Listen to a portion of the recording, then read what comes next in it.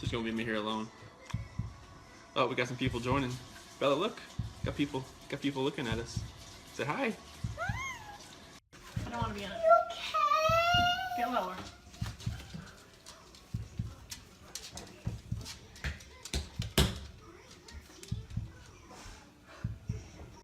I just want them back. I just want them to come back. And if they're not safe right now, that's what's tearing me apart. Because if they are safe, they're coming back. But if they're not, this has got to stop. Like, somebody has to come forward. Tell them you love them. You're welcome. We love you. Say love you. Candy. Oh yeah, shoot, that's in here. If this stillness holds you, a quiet gesture helps sustain these long-form investigations. Taking a moment to like the video or subscribe allows stories like this to be examined with the time and care they demand, bringing hidden truths into focus, one layer at a time. Objectively say that this is perhaps the most inhumane and vicious crime that I have handled out of the thousands of cases that I have seen. And nothing less than a maximum sentence would be appropriate. And anything less than the maximum sentence would depreciate the seriousness of this offense. Deputies, I would respectfully ask that you take this defendant into custody and have him serve the rest of his life in the Department of Corrections. We are in recess.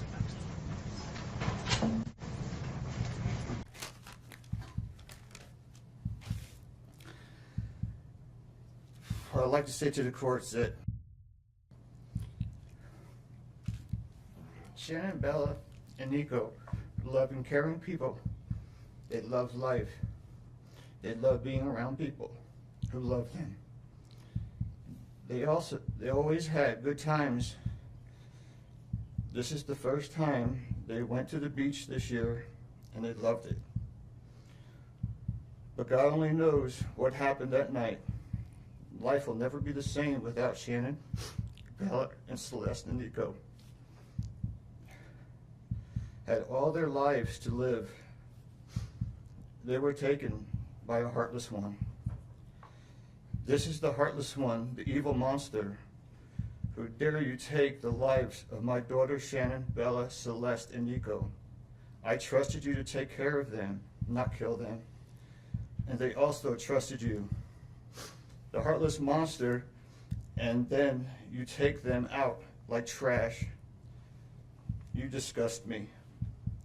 They were loving and caring people. You may have taken their bodies from me, but you will never take the love they had for me. They loved us more than you will ever know, because you don't know what love is, because if you did, you would not have killed them. You monster, thought you would get away with this. I don't know how. The cameras do not lie. You carry them out like trash of the house. Yes, I seen the videotape. You buried my daughter Shannon and Nico in a shallow grave, and then you put Bella and Celeste in huge containers of crude oil. You heartless monster. You have to live with this vision every day of your life, and I hope you see that every time you close your eyes at night. Oh, I forgot. You have no heart or feelings or love. Let me tell you something. I will think of them every day of my life, and I love them every day of my life. Prison is too good for you. This is hard to say, but may God have mercy on your soul. I hope you enjoy your new life. It's nothing like the one you had out here. May the courts have no mercy on you. It's hard every day. It hurts in so many ways. I have heard people say that you're not a monster. No, you are not. You're an evil monster. Thank you. Love you, Shannon, Bella, and Nico. Love you, Pop and Dad. And one other thing. And Shannon says she is super excited for justice today. Thank you, Your Honor. Thank you, sir. The house sat in that particular kind of morning stillness that feels borrowed, not earned. In Frederick, Colorado, where the streets curve gently through new subdivisions and the lawns are measured and neat, quiet is usually an agreement between neighbors. It is the sound of routine holding its breath. On the morning of August 13, 2018, that agreement broke without anyone hearing it happen. A driveway held a car that should have been empty. A front door waited as if it had been closed gently, as if the last person through it had expected to return. Inside, the air carried the faint, familiar traces of domestic life: laundry, toiletries, children's things, the soft clutter of a home built around schedules and promises. And yet the most important proof of normal life was missing: movement. The ordinary weight of 3 people occupying a space had vanished, leaving behind the unsettling impression that the house itself had been abandoned mid-sentence. In stories like this, there is always a moment that seems to tilt the world slightly off its axis, a moment that becomes easy to identify only after everything is already gone. A call unanswered, a message that never gets a reply, a plan that stops being a plan because one side of it disappears. At first, the absence looks like a delay, then it becomes a silence. Then it becomes something colder, a question that refuses to remain hypothetical. There are crimes that announce themselves. Your Honor, there are no words to adequately describe the unimaginable tragedy that brings us before this court today. By my comments, I'm not even going to try to express the horror, the pain, or the suffering that the defendant has caused to these families, to this community, and to all who were a part of this investigation. However, I do want to spend a few minutes sharing with the court the details of the crime, as so far you've only had an opportunity to review the affidavit and a few facts here and there that have been offered to the court in the motions and pleadings that have been filed. The questions that have screamed out to anyone who will listen since August 13th of 2018 are why and how. Why did this have to happen? How could a seemingly normal husband and father annihilate his entire family? For what? These are the questions that only one individual in this courtroom or on this planet knows the answers to. I fully expect we will not receive the answers to these questions today, nor will we at any point in the future. I don't expect that he will ever tell the truth about what truly happened or why. Even if he did, there is no rational way that any human being could find those answers acceptable responses to such horrific questions. The best we can do is try to piece together some kind of understanding from the evidence that is available to us. And the evidence tells us this: the defendant coldly and deliberately ended 4 lives, not in a fit of rage, not by way of accident, but in a calculated and sickening manner. Shanann was 34 years old.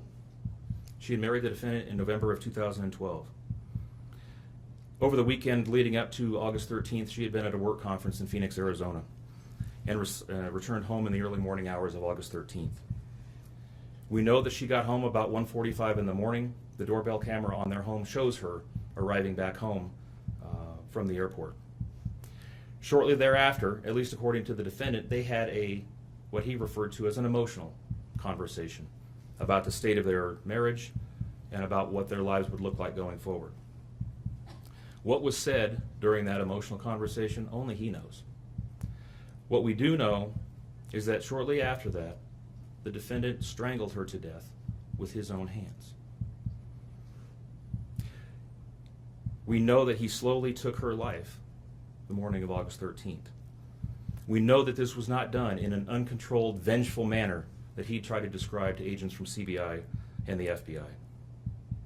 If that were the case, you would expect to see vicious, horrible bruising about her neck, shoulders, and face. You would expect to see the hyoid bone in her neck broken. you would expect to see some kind of defensive wounds on his body as she struggled and fought for her own life. None of those are present. The only injuries that were on Shanann's body were one set of finger or bruising, what appeared to be fingernail or finger mark bruising to the right side of her neck. We know that our experts will tell us that it takes 2 to 4 minutes to strangle someone to death manually with their own hands. The horror that she felt as the man that she loved wrapped his hands around her throat and choked the life out of her must have been unimaginable. Even worse, what must Bella, age 4, and Celeste, age 3, must have experienced or thought as their father, the one man on this planet who was supposed to nurture and protect them, was snuffing out their lives. They both died from smothering. Let me say that again. The man seated to my right smothered his daughters. Why? Imagine the horror in Bella's mind as her father took her last breaths away. Your Honor, understand very clearly, Bella fought back for her life. The frenulum, the connective tissue between her upper lip and her gum, had a centimeter and a half laceration. She bit her tongue multiple times before she died. She fought back for her life as her father smothered her. Celeste had no such injuries. In fact, she had no external injuries at all. But according to the medical examiner, she was smothered nonetheless. The defendant then methodically and calmly loaded their bodies into his work truck, not in a hasty or disorganized way. He was seen from the neighbor's doorbell camera backing his truck into the driveway, going back and forth into the house and back out to the truck 3 different times, 1 time for each of their bodies. He then drove them away from their family home 1 final time, intent on hiding any evidence of the crimes that he had just committed. In one final sign of callousness for his wife, his daughters, and their unborn son, and their remains, he drove them to a location that he thought no one would ever find them, to one of the oil tank batteries with which he was so familiar. He knew this was safe. He had texted a coworker the night before saying, "I'll head out to that site. I'll take care of it." He had carefully ensured that he would be alone in the middle of the plains to secrete away the remains of his family in a place that he hoped they would never be found. In one final measure of disrespect for the family he once had, he ensured that they would not be together, even in death, or so he thought. He disposed of them in different locations. He buried Shanann and Nico in a shallow grave away from the oil tanks. Bella and Celeste were thrown away in the oil tanks at this facility. Different tanks, so these little girls wouldn't be together in death. Imagine this, Your Honor. This defendant took those little girls and put them through a hatch at the top of an oil tank, 8 inches in diameter. Bella had scratches on her left buttocks from being shoved through this hole. A tuft of blonde hair was found on the edge of one of these hatches. The defendant told investigators that Bella's tank seemed emptier than CC's because of the sound that the splashes made. These were his daughters. Significantly, when his co-workers arrived at the tank battery later that morning, to a person, they all described him as acting completely normally. It was a normal workday, even while his daughters sank in the oil and water not far away from him.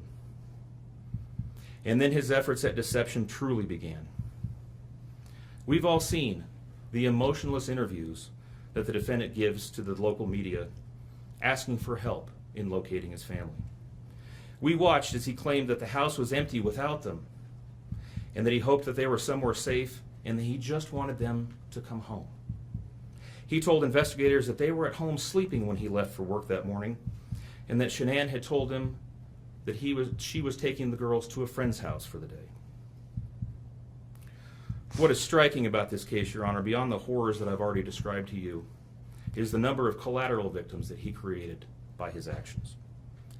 While he stood in front of TV cameras asking for the safe return of his family, scores of law enforcement officers, neighbors, friends, and family scoured the area, fretted for their safe return. They texted him begging for any information and sending him their best wishes, all the while he hid what he had done. The list of indirect victims does not end there. Think of the firefighters and the Colorado State Patrol hazmat experts who had to don protective suits and who were called upon to pull Bella and Celeste out of those oil tanks. Or the coroner employees who had to conduct these autopsies. Or the victim assistants who frantically attempted to ease the suffering of those affected. All of this, Your Honor, for what? Why? Why did this have to happen? His motive was simple, Your Honor.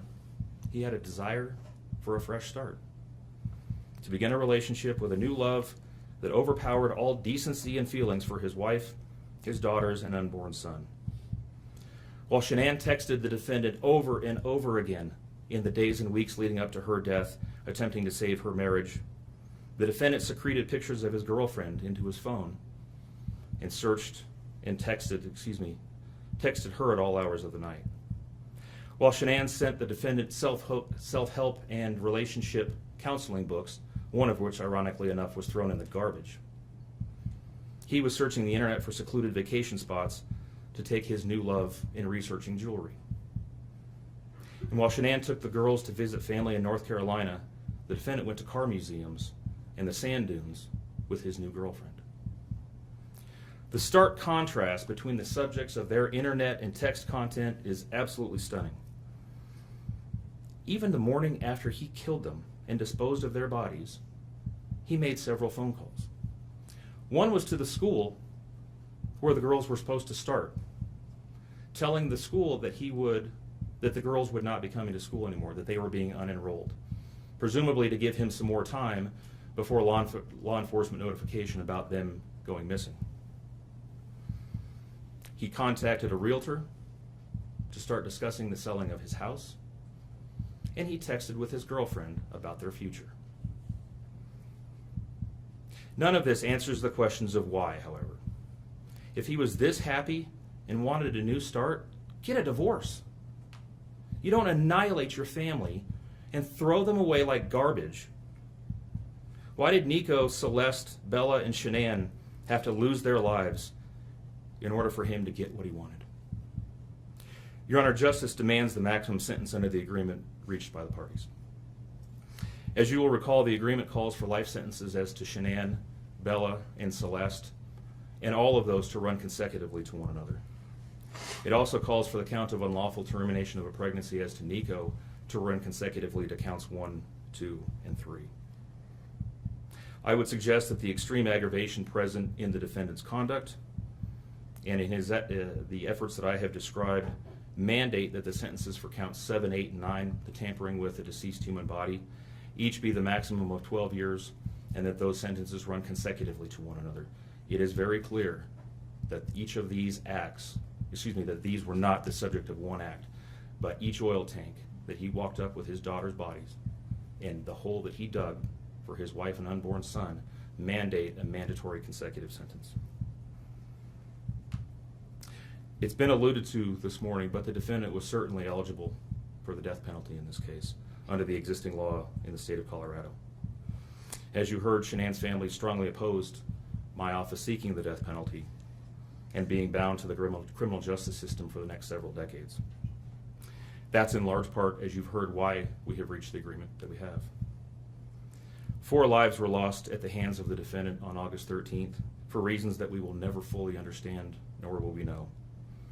In the end, the Rusick family was much more merciful towards him than he was towards his wife, his daughters, and his unborn son. Prison for the remainder of his life is exactly where he belongs for murdering his entire family. Thank you. Are you seeking 91 days to file a request for restitution? I am, Your Honor, please. I'll grant that I just turned the recorder on. Okay. So again, this room is recorded, and video and audio. We introduced ourselves in the lobbies and earlier, so we're just going to do that again real quick. My name's Kevin Kovac. I'm with the Colorado Bureau of Investigation, and we're assisting the Frederick Police Department with this case involving Chris Watts. And this is Tim Martinez, also an agent at CBI. Sir, if you just introduce yourself. Dwayne Kessinger. I'm Nicole's father. Dwayne, what's your birthday? November 3rd, 1958. And home address for you, sir? 8801 West 65th Avenue. What city? And that's Arvada, 8004. And a cell phone or a home phone or where? 720-982-4547. Thank you. And Nicole, can you just introduce yourself for the recording? Nicole Kessinger. Do you need all the other stuff? Yes, please. I live at 12255 Claude Court,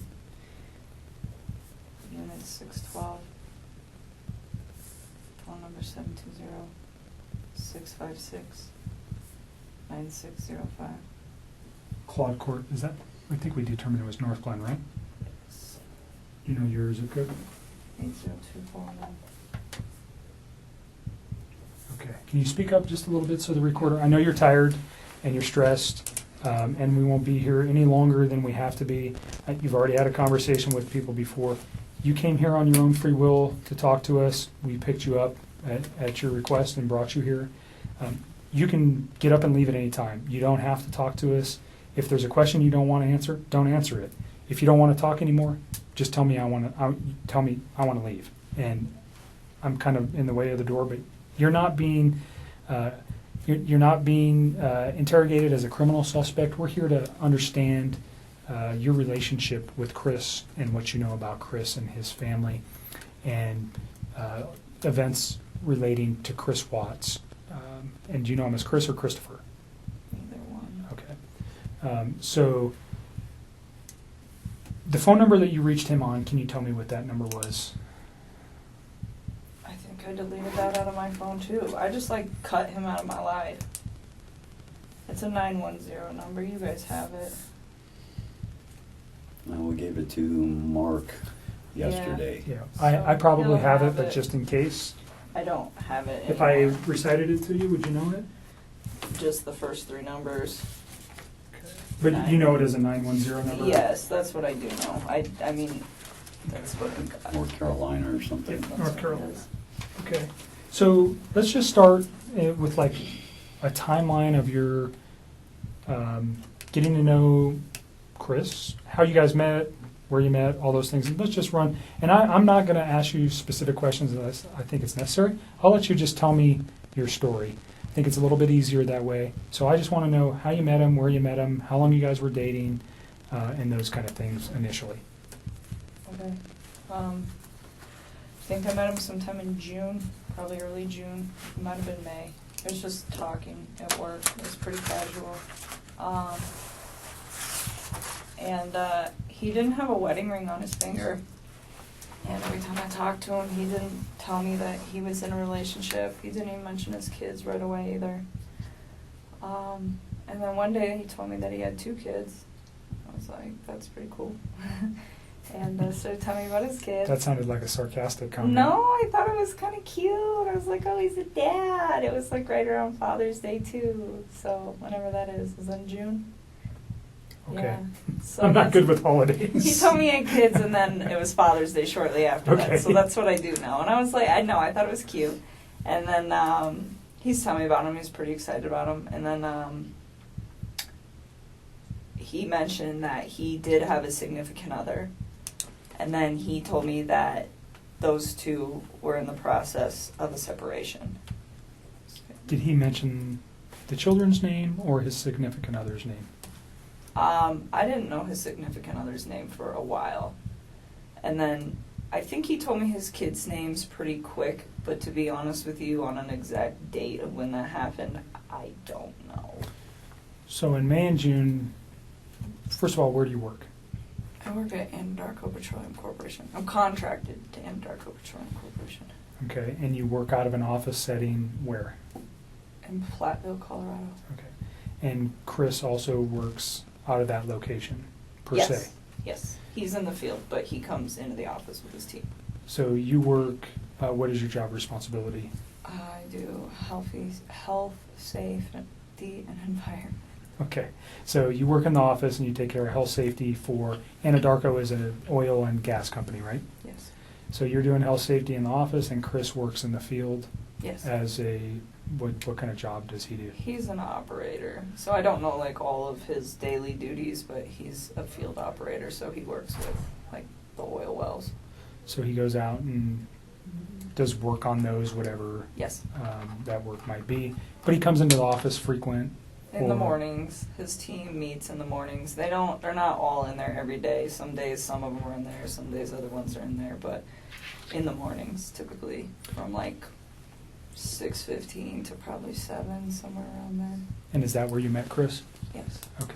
So can you just take us through kind of a little bit of the early part of how he courted you or you courted him? I don't know which one happened. How you guys got to know each other? I guess we just started talking. He actually, so part of my job is to manage the gas monitors that we have. So Anadarko requires all of their field personnel to carry like gas monitor sensors for toxic gases, and it's my job to control the inventory, any issues, anything like that. And we were having some pretty serious like equipment issues, and we had numerous amounts of people coming in my office one day, and he happened to be one of them. And I'd seen him before, like they meet in the lunchroom, and that's where I go put my lunch in the fridge. So I'd seen him, but I didn't ever like talk to him. So that day we just started talking, and then every time I saw him in the hallway after that, and it was always hit or miss, like it wasn't an everyday thing, it was just when I saw him, we just started talking, and we just kind of had a lot in common and just hit it off, so we'd always have, pretty good conversations, and then, I don't know, one day he told me that he had kids and started talking about his kids, and then mentioned, yes, that I have a wife, but we're getting separated. I said, okay. And then When do you think that was? when he said all that, So specifically when he told you he was getting separated from his wife, was that within the first couple of weeks that you knew him, or was that later on? You said you met him around May or June. yeah, it was still in June. Okay. It would have been before Father's Day. So had you guys ever gone out on any kind of No. date at that time? You just No, were no. conversing at work? Yeah, that's all it was. And then, I don't know. We started hanging out. We hung out. We went to a park. Hung out at a park. Let's go back real quick. So why did he tell you that he was getting a divorce? Did he ask you out at that time? No, he didn't. I think he was probably interested in me. And so, he talked to me a couple times via his work phone, and I was like, no. Like, it was still very, like, friendly conversation. But then when I realized, like, this man is interested in me, I'm interested in him, this is personal, so we got away from the Anadarko thing, because I really don't want those guys affiliated with any of this. And So you have a work phone that's specifically... no, I have one phone that I do both on. He has 2 phones. Okay, so he had your phone, the 720-656. That's the only number that I roll with all the time. Okay, So he has 2 phones. all right. One of those owned by Anadarko and Yes, one sir. personal. Yes, sir. Do you know what his Anadarko phone number was? Okay. It's been so long, and I mean, I'm sure I could like look it up, but I tried to look it up for those guys yesterday, and I couldn't find it. Okay. We can find it, that's okay. Just wondering if you knew it. But at that point, we just like took it to his phone because I just felt it was like better that way. And we just continued to talk, and then Let me go back to the park. Where's the park? it's like down the street from my house. It's called East Lake Number 3. Your house Yes. in North Glen? Yes. And that was in the June time frame. Yeah, or like the beginning of July. It was like right around my birthday. It's like so sometime at the very end of June or the beginning of July. Okay. And that's the first meeting you had outside of work. Yeah. Basic conversation for a first date? I mean, we kept it pretty simple, I guess, I don't even remember everything we talked about. We Sure. were there for a few hours. But Understand So if I ask about conversation, what I'm looking for, was he talking about his family during any of these meetings? Those are the kind of, I understand, whatever you guys were talking about, relationship, your life, your interests, those things, we don't need to know that. What I'm interested in is knowing is when he brings up his children, when he brings up his wife, when he brings up financial information, when he brings up his home, when he brings up anything that may have been, and it's been a few days, so you've had a chance to reflect on some articles that you may have read, and you know, unfortunately, that you're in a situation where somebody has been murdered. And that information, when you look backwards in your memory with the conversations with Chris, anything that he might have said that would be relative to that, and I'm not just, even if he one day he was mad and he said, I want to do this or do that, anything like that, if he ever made any kind of statements that you were like, whoa, that was weird, or why would he say that, or why did he mention that? Do you understand what I'm looking for? No, I completely understand. I just feel like some of this happened so long ago that I can't tell you like the exact words of the exact conversation at the exact time and place, because it's like we had a lot of conversations. I mean, we talked every single day. So it's if there's like I'm trying to help you guys with the stuff like the stuff that's more current. I can give you guys a lot more like detail and exact times. But when you're asking me about something that happened 6 weeks ago and exactly what was said, it's like, I mean, I'm sure I can give you a general idea, but to be honest with you, like to pinpoint exact words, it's not going to happen. I'm not looking for exact words, just more, let's say 6 weeks ago he said something that triggered with you last night. That's what I'd be looking for. Or something 4 weeks ago. And if you don't remember where it was or the specific words, that doesn't matter. Just he said something that was off the wall, or he said this or he said that, that has caused you a moment to pause and you go, wow, I wonder why he said that. Now knowing what you know today.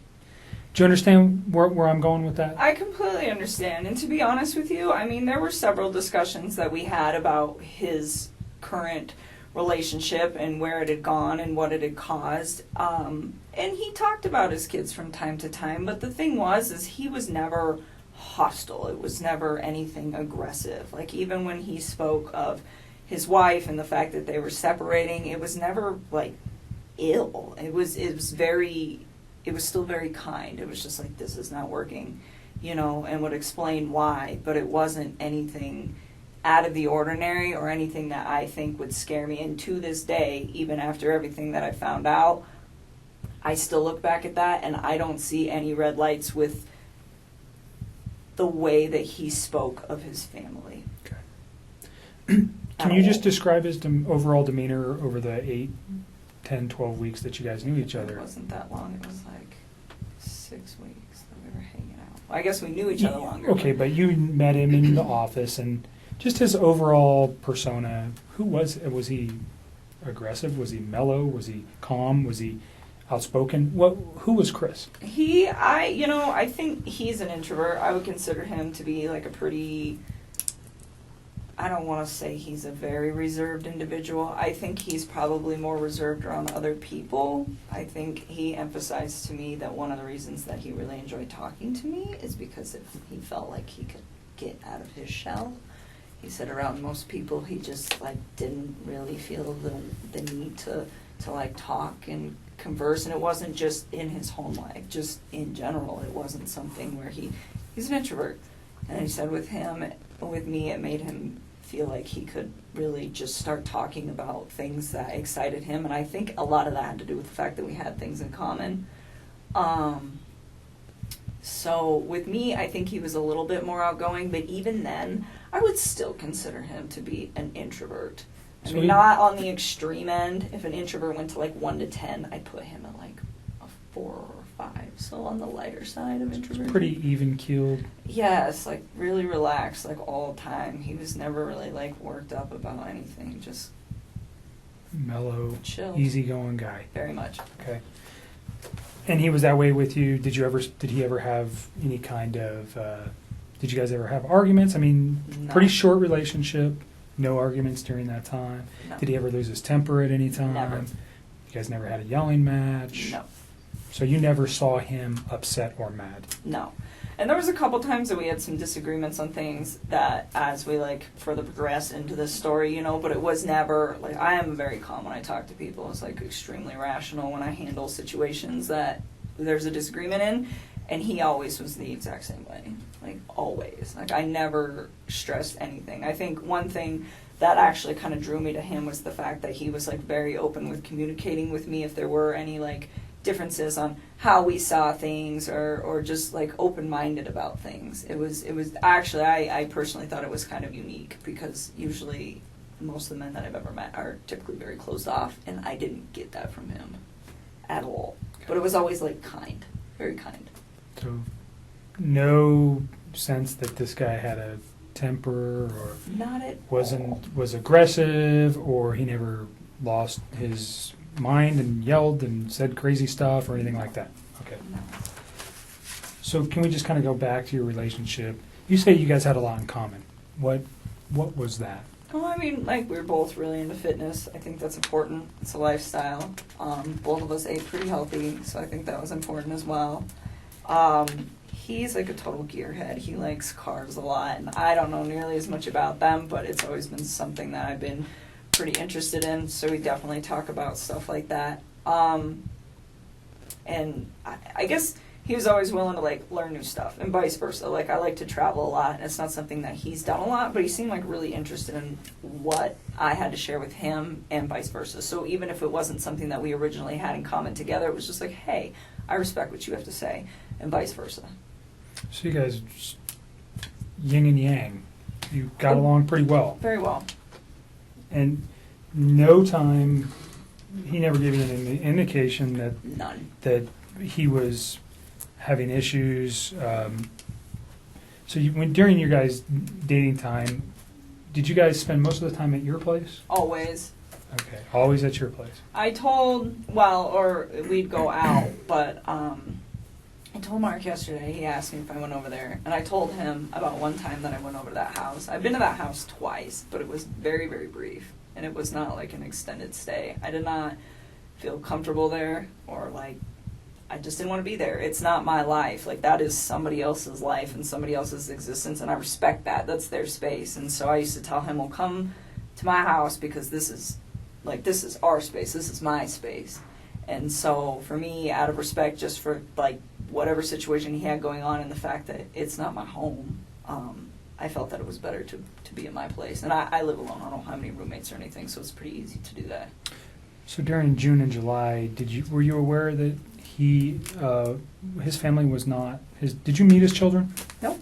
During June and July. And he didn't ask me to. Okay. I mean, not that I didn't want to ever. It was just not now. It's like you're not finalized with your separation, and not only that, we've barely been dating. Like, you can't introduce kids to somebody new in a situation like that. That's something that takes time. I mean, would I have liked to have met them? Of course. That would have been a great honor for me to have somebody introduce their children into my life, but not then. It was something that it was like, okay, well, let's see where we're at in 6 months. Let's see where we're at in a year. And if we're still doing this and you and me are still, happy with where we're at, and you think that this is something that is going to be long-term and is worth bringing your children into the picture, then yes, I would love to meet them. But it's like, not right now. You are still in this situation where you're not even completely out of it, and I'm getting in it, and that's not fair for them. And that was kind of the policy that I had with him, it was just like, yes,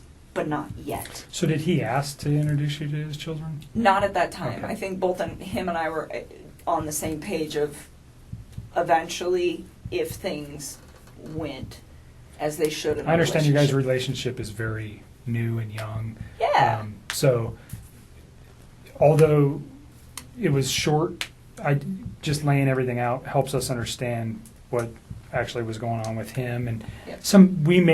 I might ask you a question and you're going, why the heck would he ask me that? Probably because I have information that I'm not willing to share with you, and I'll tell you that right now. I'm not going to tell you some questions I'm going to ask you, and you go, what the heck? I won't share some information with you. Just, it protects you, it protects our investigation. So if it seems weird, there's a reason I'm asking it, That's and fine. it's usually relative to what I know. So don't take offense to it. Again, it's just part of what we need to know. Understood. So you went to his house on 2 occasions. Yes. Was that recent? No, that was like pretty early into it, and I did not like it and did not want to go back. Do you recall where the house was? Yeah, it's like right off the highway in Frederick. Okay. And you know the streets? I mean, I'm sure I could figure it out again if I like really had to. Like off the top of my head, no. Do you know the street name? No. Okay. I would have to like drive around in there to get there. Okay. Did it look like anybody else lived at that house at that Oh, time? definitely. Okay. I mean, So is that what freaked you out?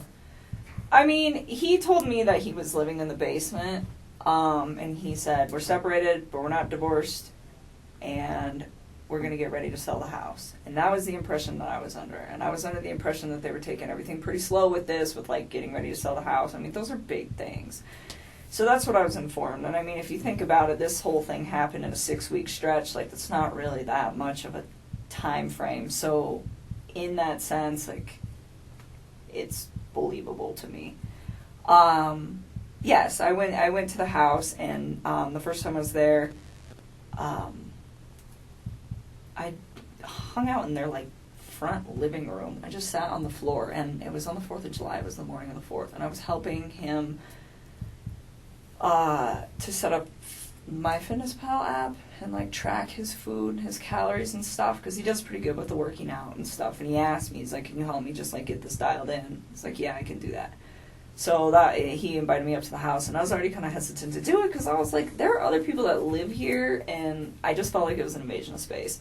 And so I went up there, and we just stayed in that front room, and I helped him out with that, and got him all set up with that. And then, he asked me if I wanted lunch, and he grilled chicken and carrots. And then that's all he had. And I was like, okay, so we ate, and then I left. And then there was another day about, I can give you the date-ish. Let me look at a calendar. I think it was the weekend after my birthday. Just a thing on the courtesy for the phone for, what was that guy's name, Don? This gentleman, Oh. Thornton PD. I just met him today. Do you want to do the phone I forgot today? about that. For TPD? It's not for them. They're doing it for us. Yes. We don't have the equipment with us to do it, and I asked them to do it for us. They're not involved in this investigation. He would just be a computer person. He would not be looking at any of this stuff. That would fall to myself. So keep that in mind. He's not involved in this investigation. Thornton PD has nothing to do with this, other than letting us use their facility and helping us with some electronic download. He's not going to look at your phone right now. He's going to put it on a disc, and they're going to give it to me. Gotcha. I don't know. What do you think? I really want to help you guys. I do. I feel like this whole thing is just going to be crazy regardless of whether I give you my phone or not. I mean, that's kind of how I look at it. Like, it's happening. It's going to happen. Well, the text Media's just reiterate what gonna- you've been saying all along, so it's not like... Well, they do. That's the other thing, too. I mean, that's kind of a good backup. Yeah, I'll give I it think to 'em. you hit the nail right on the head. There's reasons why we want everything. It validates things that we know. I'm not going to come out and tell you that if you tell me something today, we'll validate it with your text messages, whether it's the ones we have now I or the will- ones you're going to give us. I'll give Certainly. it to 'em. If you want to go get him. I want you to read this, is what I want you to do before you decide that, okay? So the second time I went to that house, I'm not sure what day it was, but it was the weekend of the 14th. Of August? July. I don't know if it was the 14th or the 15th. One of those 2 days. But we had went out and we stopped there just real quick on the way back. And we were there not very long. But that time I saw a picture of his wife and one of his kids. And I remember thinking to myself, like, wow, she's so beautiful. And I, like, took a step back and I was just like, this man has a gorgeous house. He has beautiful babies. He has a beautiful wife. He has an awesome job. Like, why would he want to leave this? And I remember talking to him about it, and that was the first time that I tried to actually say, what do you think about not separating from your wife? Like, what if you really try to work on this? And he had expressed to me that we've tried to work on this and it's not working, so that is why we're separating. And I spent some time, like, just, you know, kind of, because it almost made me feel bad, where I was, like, to the point where I'm engaging in a relationship with a man who, the way he described it, is in a contractual agreement, but was not in, like, an emotional relationship with somebody. And for me, the way I would have preferred to do this is to have waited till that contractual agreement was also done, and he was done. And he could have approached me and said, I'm just had a divorce, you know, maybe we could take this slow, what do you think? But instead it was, oh, we're separated and we're working on a divorce. And that is the part that I feel bad about, because I should have waited on that, and I didn't. And, you know, I was just like, well, they're already there. So, you know, but then being in a house, I was just like, why? Fix this. Find a way to fix this. Make it work, you know? And I was like trying to push him to do it, and he seemed pretty reluctant to do it. He didn't want to. And, I don't know, we were still seeing each other fairly frequently, but I kind of like backed away so we weren't hanging out quite as much, and we were still close, but it was just like I really wanted him to try. Like, I wanted to know that he tried and it didn't work, and then he moved on, not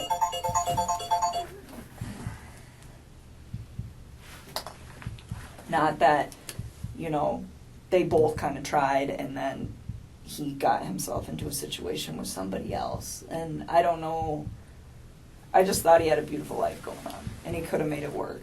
That was the way I looked at it from the outside. So is this something you reflected on since this event, or was this you? No, I was doing it then. Like, you said this doesn't look right. He's kind of, I don't want to be responsible for breaking up a marriage, especially with 2 children. Is that kind of the gist I'm getting here? I didn't think it didn't look right. I mean, I think he was legitimately sleeping in the basement, and I didn't think that these two were, I mean, I think it was like, hey, we're both stuck in this house for now. We got to sell this. In the meantime, you live here, I live here. We sleep in different rooms, take care of the kids. That's just like kind of how I took that. And no, I didn't think it didn't look right. I just thought it just seemed like he had so much going on, and it was just beautiful that I was like, why don't you just try this out, you know, and see if you can fix it. And he'd always be like, well, what about us? What about us? I'm like, don't worry about us. Like, that is more important. Like, try to see if you can, like, salvage whatever it is that you have going on with your wife. And you know, I always got the impression that he was a great father to his kids, like, always. And so, you know, I was like, and be the dad that you want to be. I was like, and see if you can make it work. And he just, like, we kind of talked about it off and on for, like, a few weeks. And I was just kind of like, I don't know. Like, I think I was kind of, like, cold feeting about it after I went over his house. And so this was, like, pretty early on. And then he told me that he went to North Carolina, and he was like, I'm gonna talk to her when I'm in North Carolina and see if I can get her to do this, to like try to like rekindle the flame. Okay, so try to salvage his relationship as you've been asking him. Yes, to do. And then if he when decided, did he go to North Carolina? I think it was like the last week of July, somewhere around there. Okay. So I mean, this was like a couple weeks that I was just kind of like trying to push him to do that. Let's pause at North Carolina, and we'll come back to that real quick. I want you to read this. If you don't understand what it means, then ask me the question. But basically what it says is you have the right not to let me look at your phone. I'm asking to look at your phone for the purposes we previously discussed, for the text messages and your phone log, and unfortunately the photos that are attached therein too. That information is only relative to this investigation. I'm not looking at anything else except for the conversations between you and Chris Watts, and the phone data between you and Chris Watts for phone calls, for times and dates for those phone calls. And then the content of the text messages that are there. And we'll write that specifically down here. Understand that. I don't want anybody to get some of those texts. Like, they have nothing to do with this case, and they're just like. Between you and Chris? Yes, they're just So just tell me what you're.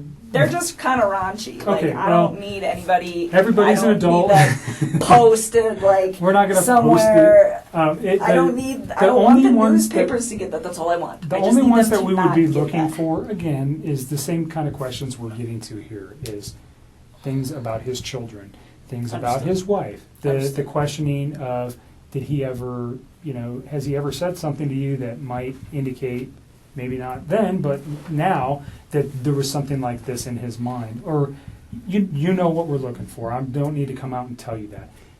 I understand the embarrassment of particular photos or potential sexual types of conversations you may have had with Chris. It's not relative to the investigation. We don't care.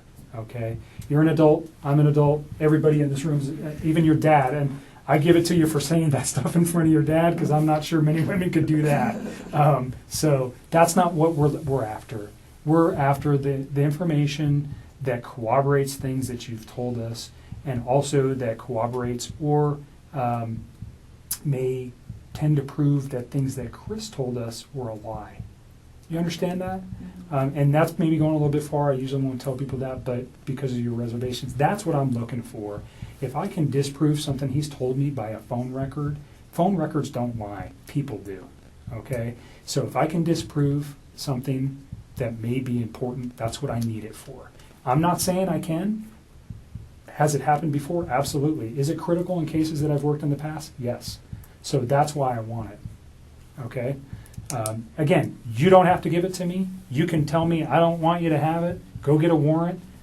I'm not even going to tell you if I go get a warrant, try to get a warrant right now. I'm just asking for you to consent. And again, we can write right here what you're willing to give me, which is the text messages and the phone log. And unfortunately, again, the attachments on some of those text messages. And I'll write it on there, and then you'll just sign it. Okay? Do you understand the questions there? Do you have questions about any of the things that it says? You understand you don't have to do this. You're doing it of your own free will.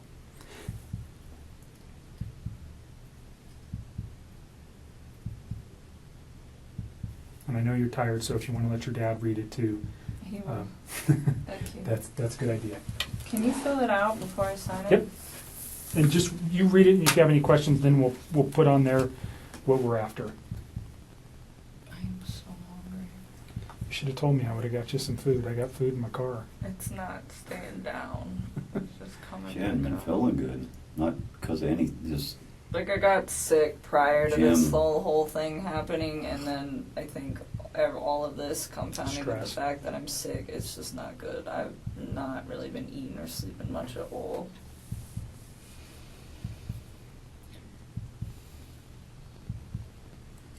yeah.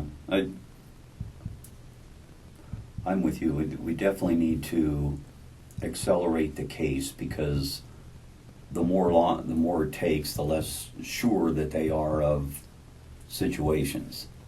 But on the other end, I think if you do just that only, You tell me what you're willing to provide to me, and we'll is that write it good on. enough?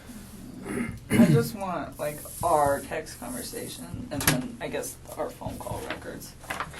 So I'm going to put. So the time and date of the phone call records, and then our text message. Text. Could we get photos of him? Huh? Could we get photos of him? Off of Would that? you mind if we got his photos that he sent to you?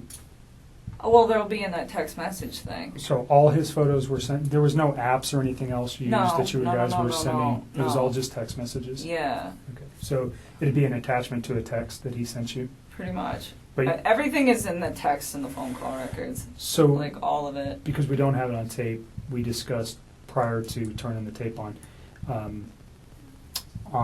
Tuesday, which would have been the 14th of August. You had read some newspaper articles on the 13th and the 14th that regarded this case. You had also had a conversation with Chris at some point during the day on Monday. And on Tuesday, because of what you found, specifically what you said was, and don't let me put words in your mouth, but you found out that his wife was pregnant. And yes. And you did not know that prior. And you found that out via the newspaper articles, and that caused you concern. Well, I just realized that he was lying to me, and I was like, well, if you can lie to me about this, what else are you lying to me about? And it made me realize that maybe his wife was in danger at that point, and it was day 2 too, and she still wasn't home. What did that cause you to do with your phone, though? Oh, what, when I deleted those? I was just kind of grossed out by him, to be honest with you. I was just like, I don't know what's going on right now, but you just lied to me, and I don't want to see this come over my phone anymore. So I removed it. So you you already said, but you removed text messages? I deleted all of his stuff because he lied to me. I mean, that's what it was. It was the hurt that made me delete it, and then it was the lie that made me start questioning everything else he'd been telling me for the last few days. And that's when you decided to come forward? Yes. Okay. So just for context, Yes. when people delete stuff off phones, usually we go, hold No, on no, a second. no. It And wasn't that's why I wanted, malicious at all. It And I'm wasn't not saying it's malicious at malicious. all. He lied to me. It just hurt. Like, I had never felt like he'd ever lied to me before. And it was a big lie. I mean, Right. telling somebody that you're in the midst of a divorce and then you have a wife that has a 15-week-old baby on the way is a huge, huge thing. And I was very taken back, and it was hurt. And so at that point, I deleted it. I had a few more quick things to say to him, and then I just got rid of him. That's literally what I did. I just cut him out of my life. It would have honestly been like a bad breakup kind of thing. Like, if none of this other stuff would have happened, that's what it would have been. That would have been the end of it. The information was not destroyed because there was anything in there that would be harmful to you or potentially to Chris at this point, but harmful to you in particular. That's not why you did it. No. You did it out of, excuse my language, this guy's an asshole, so I'm getting rid of him, and I'm getting this stuff off my phone. That was like me kicking him out of my life. Okay. And then, like I said, and then realizing that he lied, that was when I was like, okay, maybe his family is in danger and they're not coming back and they're not staying with a friend. Yeah, when did I go over there? Tuesday morning? Wednesday morning. Wednesday. I called you Wednesday morning. That's when we started discussing you guys need to get everything that it just... You can understand the importance of... Oh, no question. We were... Like I said, people lie, phone records don't, and they really help specifically establish dates and times. Mm-hmm. I think we have a very good grip on that in this case already, but there may be a time when we go, we need to know something else, and then we would have it. We don't want to lose it, and that's really what it is for us, is if we lose information that later on we go, man, I wish we would have got that. And we may never even use these. We may never even look at them. But if we have it now, then we don't worry about losing it. So I appreciate you being cooperative and giving it to us. Yeah. So the first thing I wrote was text messages between Chris Watts and attachments. Okay? So, because we're talking about the photographs, unfortunately, that cause you much disdain. And then I am going to put phone log for calls between yourself and Chris Watts. Your phone number is 720 656 9605.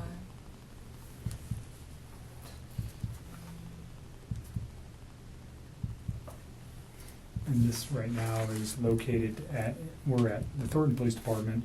It's going to be moved to so this is kind of, doesn't make sense, but we're here. It's going to be moved to the Colorado Bureau of Investigation. He's going to download it here, but I'm going to take it with me, just so you know. It's not staying here. Okay. They're not going to retain any of this. This comes with me. Okay. Okay? Is there anything else you want on there?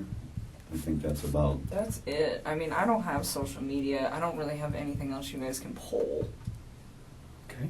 Is there anything else you know of that could help us with this that is not on this sheet? As far as like data, That's on your phone? no. I mean, everything we did was like text and talk, pretty much.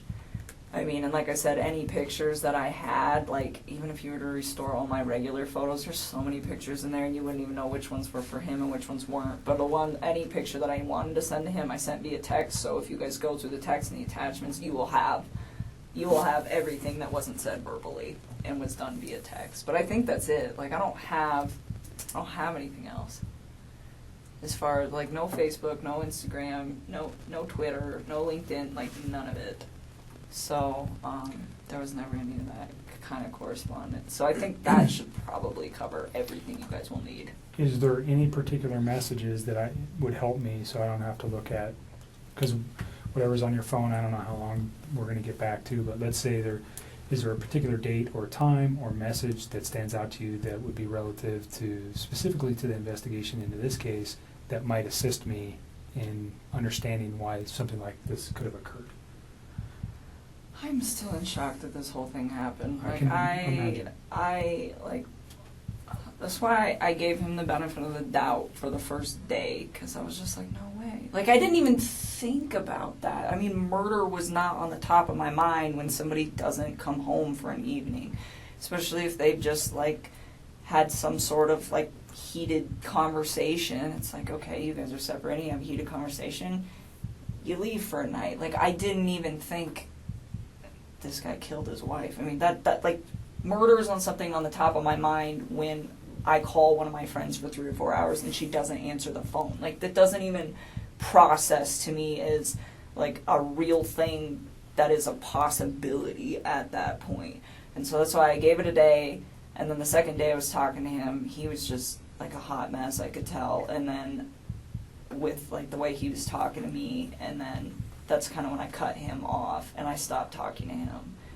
And then... So remember what you just said, and we're going to get to that, because that's probably a very important conversation. So if you want to know days, I would probably honestly just start at, like, Sunday and work your way forward. I mean, all the rest of that stuff, it's just, like, the small talk of, like, hey, this, you know? I mean... And your relationship building through the 6 Yeah, weeks. I mean, like, and if you go, like, maybe, like, a week further back, like, there's times, like, I was trying to help him find an apartment, like, just for him, not for me, but for him and his kids, to get set up. And, like, there's times where I'm like, well, where's your wife moving to? Like, how close is she going to be to you? You should be within, like, 30 minutes of your kids, so they're close. And, like, you want to be close to their school and close to your gym. And, like, what's your price range? Like, I was helping him get all of this stuff set up. And it was, like, in a very decent manner. And I don't know if all of that is in text. Some of it's probably on the phone. Like, at this point, I've talked to him so much that I don't even know which parts are, like, verbalized and which parts are texted at this point. But we can figure it out. Okay. You see what I wrote? Text messages between Chris Watts and attachments, and then the phone logs for calls between your phone number and Chris Watts. Mm-hmm. Those are the two things that we'll ask to be extracted from your phone. So if you're okay with that. Why does it say as removed cell phone data? Isn't that this? That is that, and that's what he's Oh. going to remove, and then that officer is going to fill that out. Gotcha. What is the date? I don't even know what Today is the 16th.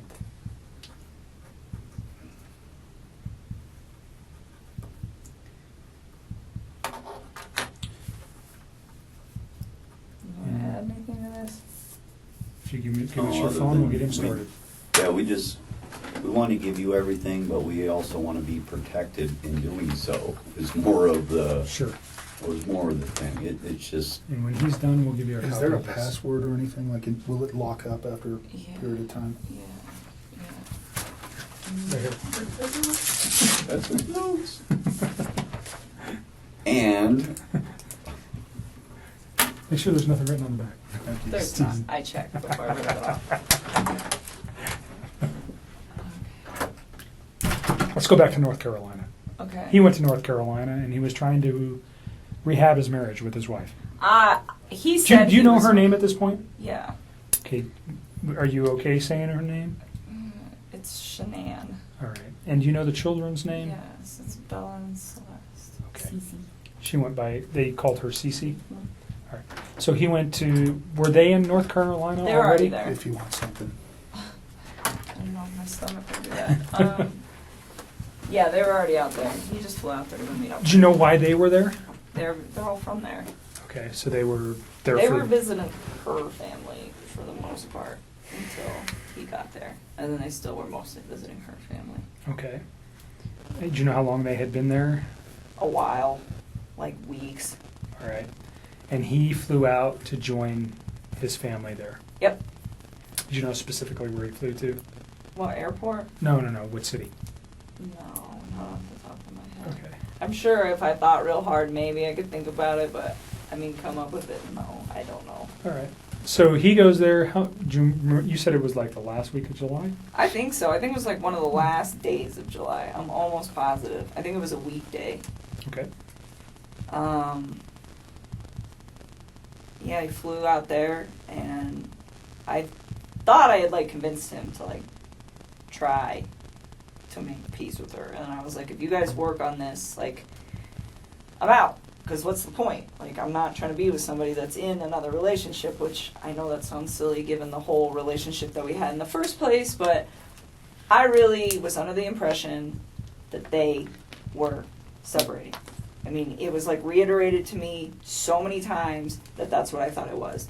And it made sense to me too because, like, he could pretty much call me whenever he wanted. Like, I was the one that would tell him, like, hey, when your kids are awake, you need to spend time with your kids. Like, do that. And then after they go to bed, like, if you want to talk to me, you can talk to me. But it was never like this super, super restricted thing. Like, sometimes, like, right after work, if I was, like, still talking to him, I'd get kind of bummed out. And I tell him, just like, oh, it's frustrating sometimes, like, having to, like, wait. But at the same time, I was never like, this is horrible, or, it was always like, I understood why. But then once his kids were asleep, he never, like, had any, it was like he could do what he wanted. Do you know what I'm saying? Like, Sure. He was in his basement, and she's upstairs, and they're not speaking.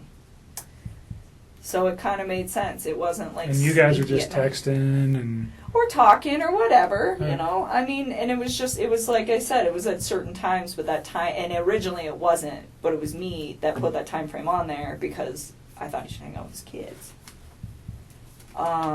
Those 2 times you were at his house, did you see any evidence of that? Him living in the basement? Did he ever show you that area or anything? I've seen, yeah, I went down there and saw his little workout equipment, and there's a bed down there all set up in the basement. It was all clean and organized and stuff, so like a decent bed set up. So it made sense to me, like, hey, this is what's happening down here. So I saw it. Even though his family was in North Carolina for multiple weeks, it appeared that he was still living in the basement. Mm-hmm. Well, and he told me sometimes he would, like, go upstairs and sleep if like, he was home alone, because I know she'd, like, go on business trips and stuff, but he's like, I don't like that bed anyway, so he didn't really, like, sleep up there. I was like, okay. Even when it was just him. So Okay. that was the impression that I got. I don't know what you're talking about. North Carolina. Go back to North Carolina. So, North Carolina.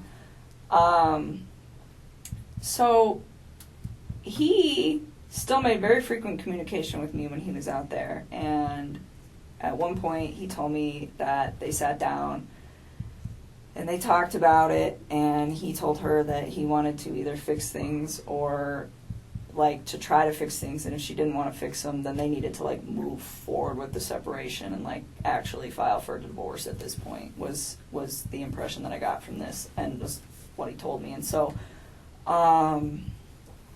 he said that she was, like, pretty receptive to just not trying. He was like, she seemed like she just wants me to go. He's like, when she has her mind made up, she has her mind made up, and that's what she wants. And he's like, she doesn't want to try anymore. And he's like, and neither do I really. And he was like, it's done. And he's like, and then the next day, I don't even know what days these were, sometime when he was out there, he told me, we're putting the house up for sale as soon as we get back. And I was like, well, that was quick. And he was like, it's her, she's ready to go. And I was like, okay. And so I left it at that. And then he got back, and I started asking him, like, what are you going to do? Because the Colorado housing market is fire, and you guys are going to sell this house, like, real fast. And I'm like, you need to start looking for a new place to live. And I'm like, where do you want to live? And I was really trying to help him out. I'm like, do you want to get a house? Do you want 3 bedrooms so you have one and each of your girls have one? I'm like, do you want to, like, do an apartment? Like, what do you want? Where do you want to live? Because he's in Frederick, but that whole area over there is just like a bunch of small towns, and you can kind of just pick and choose. Everything's kind of, and so he told me, well, I like Brighton, and I was like, okay. And then he told me he wanted a 2-bedroom apartment, and he said he wanted one room for him and the other room for his 2 girls. And I thought it was kind of cute. Like, I remember telling him, I was like, yeah, me and my sister had bunk beds, like, at my dad's house. And I was like, when we were little girls, and me and my sister the same age apart as him and as his 2 daughters, you know. So I told him, I was like, they're going to love it. I was like, they might be, like, stuck in one room together. I was like, but they'll become, like, best buddies. And it was really exciting. Like, I liked helping him, and I just wanted him to, like, I don't know. This is what he told me he wanted. So I was like, well, I will help you do the research. But another thing that I really took care of was to be like, where is she moving to? I was never like, you know what, screw your wife, try to get full custody. None of that bullshit. It was always just like, you know, I'd ask him, I'm like, well, what kind of custody are you guys going to have? Because he at work, they're about to switch his schedule. So right now he's like a Monday through Friday, and they're about to switch these guys to 8 days on, 6 days off. That's tough. That's awesome. And I was asking him, I was like, are you going to have your kids like on that set of days off? I was like, because that would work perfect, like 1 week on, 1 week off. And I was just like, you know, we just talk about it. And I'm like, what is your plan? And he's like, we haven't figured out exactly what we're going to do about the kids yet. But he told me, he's like, Colorado's a 50-50 state, and she's okay with everything 50-50. Like, he said that she was like on board with this because she wanted it too. Like, she was checked out of this relationship. So that was, like, how he made this sound. That it was, like, a very, like, kosher, we're done kind of thing. Did you ever give him, like, books or articles or anything to read about saving your marriage? Did you ever provide anything to him like that? About saving his marriage? Yeah, like how to recover a marriage or how to save your marriage. Or, you know, there's all sorts of publications and books out there. No, but I did tell him, and I don't know if I did this through text or phone. That will be something you guys will, I'm sure, figure out. But I told him a few times, like, I think that you should take the time to read some articles about what separation does to kids. You know, and I told him, I said, when my parents separated, we were literally like 3 and 5. We were almost the exact same age as these little girls. And I told him, I said, you know, I was so young when it happened that it didn't really have like a big negative effect on me because I was so small that I didn't really process it too well. I was like, but I do have cousins that their parents got divorced when they were like 10, 11, and I think that it hit them a little harder. You know, and he's like, oh, they'll be fine, you know, and I told him, I was like, even though they're small and you think that they'll be fine, I was like, I think you guys should just read about it just so that you guys are prepared in case, you know, one of these two starts having a hard time with the fact that you guys aren't in the same house anymore, you know, and I would tell him, I was like, you know, there's pros and cons to it, like, because he was like getting ready to do it, and it would be like, you know, it's kind of cool having 2 Christmases, and, you know, like, your parents get to go, you know, be happy doing whatever it is they want to do with their lives, and they don't have to be in a situation that's probably not good for the kids because it's not good for those two, you know, but at the same time, it was like, just read. Like, that's what I always used to tell him. I'd always tell him to, like, I tell people to read about everything. Reading is so good for you. So he, at this time, is telling you that, yeah, I am the guy trying to save the marriage and she doesn't want it. That's what he told me. So, and and then he was like, she doesn't want it, so I'm not going to do it. And then it was like, we're filing for divorce, we're selling the house, and this was like all as soon as they were coming back from North Carolina, like boom, boom, boom, boom, boom. Would you recall when he gets back from North Carolina? No, I don't even know how long he was out there. I know it was like less than 2 weeks and more than 1. Okay. I don't remember. So he comes back early August. Would that be fair? Oh yeah, it was definitely like in the first 2 weeks somewhere. All right. Probably the second week of August at some point in that. I don't remember when. Does his wife come back with him at that time? Or Yeah, they all came back. They all come back at the same time? They all came back. And then, so he continues to just, you know, tell me that this is like what he wants. And so I took the time, and you will see that in the text too, where I I found this apartment. It was perfect. It was so cute. I was like, it's in your price range. It's like 6 miles from the gym. It's 23 miles from work. I'm like, you know, it's super close to Frederick. It's going to be by your kid's school. Like, this is the spot, you know, and I told him, I was like, I'll keep looking for more places. And he's like, well, there's some that I want to go see too. And he actually had me thinking that he was going to go look at these places this week. before all Okay, this. so this is fairly recent then, if we're this talking. just happened, like in the last. He's going to couple go weeks. look at apartments. He wanted me to go during, with him. When you say this week, are you saying Like this Monday this was week. the 13th? Like this week. Okay. Yeah, so I told him, I was like, well, pick out a few spots, and if you want me to come with you, I'll go look at them, but you know. You said earlier that he had never, or that the apartment wasn't for you and him. It was just for him and his children. Oh, yes. It was. You had no intentions of moving in with him. No, I have my own spot. I still have a lease there till July, and even then, like, he never asked me to move in with him, Okay. and I never tried to move in with him. I mean, I told him, I really try to take everything with this whole situation very slow. The only part that I screwed up on was the fact that he wasn't completely separated from her when him and I decided to spend time with each other. That is where I screwed up. But other than that, everything else, it was always like, you know, you build your life, I'm going to build my life, we will intertwine them, but I am not ready to, like, do this. And he respected that. And I even said that, and I don't know, that might be in the text, but said that too, where it's like, Chris, like, you need space. Like, you're just getting out of a divorce. Like, personally, I think jumping into a new relationship is a little quick.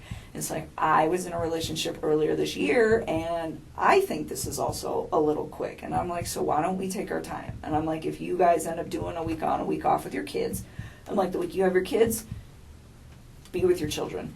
And the week that you don't, I'm like, I don't even want to see you every day. I'm like, I think we should spend like a few days of that together. I'm like, because I like my space, and I think you need your space. I think you need your space to, like, develop your identity again and, like, get it back, because I think he's just been, like, so wrapped up in this whole thing that he's got in his own life and his life that he doesn't remember probably what it's like to, like, be single or have time where it's, like, just him. Sure. And so I was just like, you know, like, embrace that. I think it's a beautiful thing, and I really try to, like, take it smart with all that. And it was the same thing with his kids. I was just like, you know, like, and we talk about things every once in a while where I'd be like, hey, if I ever meet, you know, because, like, I have a lot of house plants. It's a good example. So I have a lot of house plants, and I told him, I was like, one day if I ever meet your kids, I was like, I'm gonna show these girls how to, like, paint pottery and plants.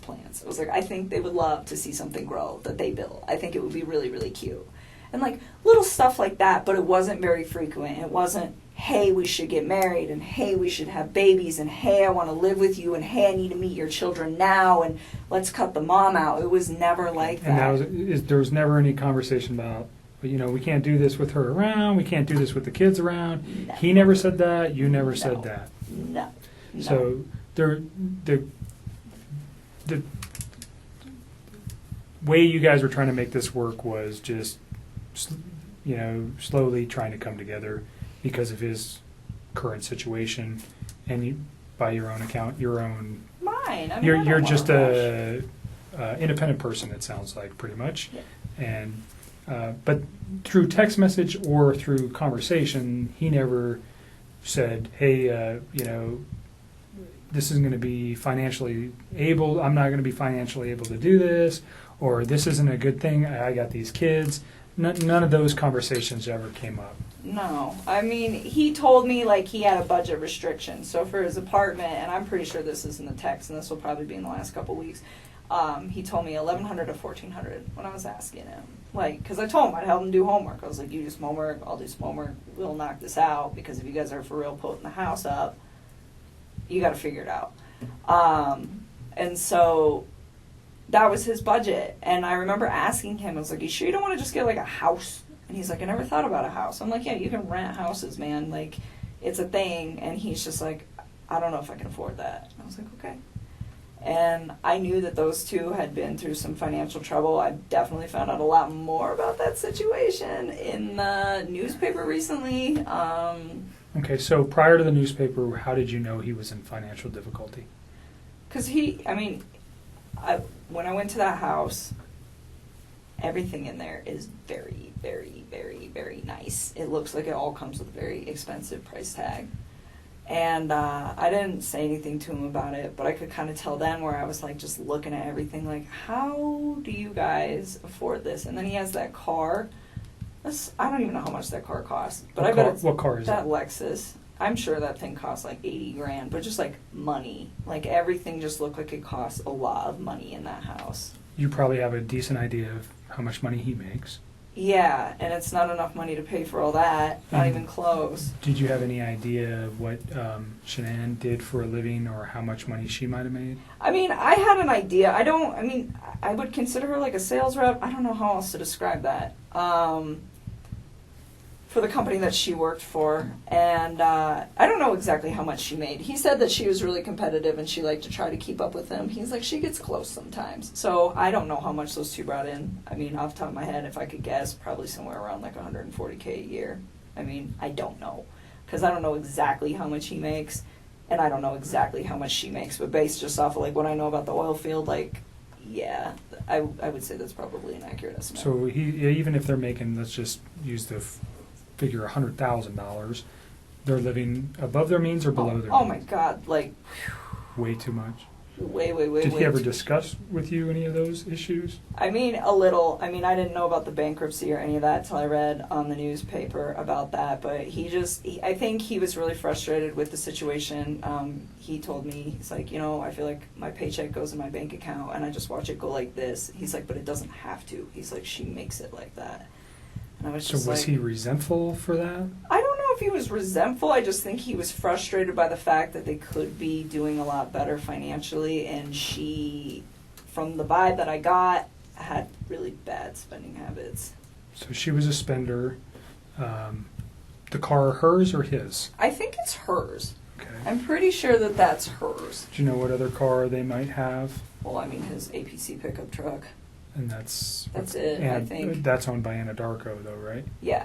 But so I don't think they own any other vehicles, as far as I know. I think it's just that thing. And Anadarko doesn't allow him to drive that on his own personal time, right? No. So he's just got one vehicle. Yep. And it's a very expensive Lexus. And then they live in a pretty expensive house. It's a huge house. Yeah. I was very taken back when I saw it. I was just like, whoa. How? And then the guys... fixtures inside caused you to pause. Everything was just like... And then you mentioned today you read something about bankruptcy. Yep. What did you read? That those guys filed bankruptcy for a lot of money. Who are those guys? That couple. Okay. In 2015. Oh, Shanann and Chris. Thanks. Filed bankruptcy in 2015. Okay. And you said for a lot of money. Do you recall the amount? No, because it was different in each of the newspapers, and I don't know which one to believe. Okay. So, hundreds of thousands of dollars. So, yeah, I didn't know that. Let's go just back to him and the financial. He tells you he has a concern enough to at least express something to you that he's frustrated with the way she spends, or he's upset with working so hard and never having any money, and she's kind of she's the responsible party for spending most of the money. I pretty much got that vibe. I mean, he just told me, he's like, we're house broke all the time. I was just like, that's unfortunate. And I asked him, I was like, do you have 401k? And he was like, yeah. And I mean, the reason I ask him this is because if I get into a relationship with somebody, I want to know, like, what kind of baggage that they have. I think that's important if I walk into a situation where I'm like, hey, I have good credit and I have all these things that I've been building, and you don't have your stuff together, like, what are we going to do with this? And it's important for your long-term You're smart. thing. So I'm preparing. And so I just asked him, I was like, well, do you have 401k? And he's like, yeah, I do have that. And then I asked him, I was like, I didn't ask him, like, how much debt they had or anything, but I just said, is your lifestyle sustainable? And he was like, no. And I was like, how long do you think that's going to take? He's like, I don't know, but it's not sustainable. Where did his girls go to school? I don't know. He never actually told me. Like, when I asked him once, it was like when I was trying to find him an apartment, I was like, are you comfortable telling me where your girls go to school? That's in the text too. I was like, so I can figure out what distance from the apartment it is. I was trying to just make his life convenient with, like, him, his ex, his kids, and all the stuff that he needs to do and work. And he was like, don't worry about it. Their school's pretty centrally located, so anywhere in the area that we were discussing will be fine. And he just left it at that. So he didn't even tell me, which was fine. I respect that. Daycare is obviously very expensive for a 2, 3, and 5-year-old. Oh, right? So I understand. did he ever bring did he ever discuss that? Never. Okay. Never. Like I said, the only financial thing he ever said is just like, she just likes to spend money, like a lot of it. So that was just kind of the vibe that I got from that, and that it was a lifestyle that she liked to live, like very,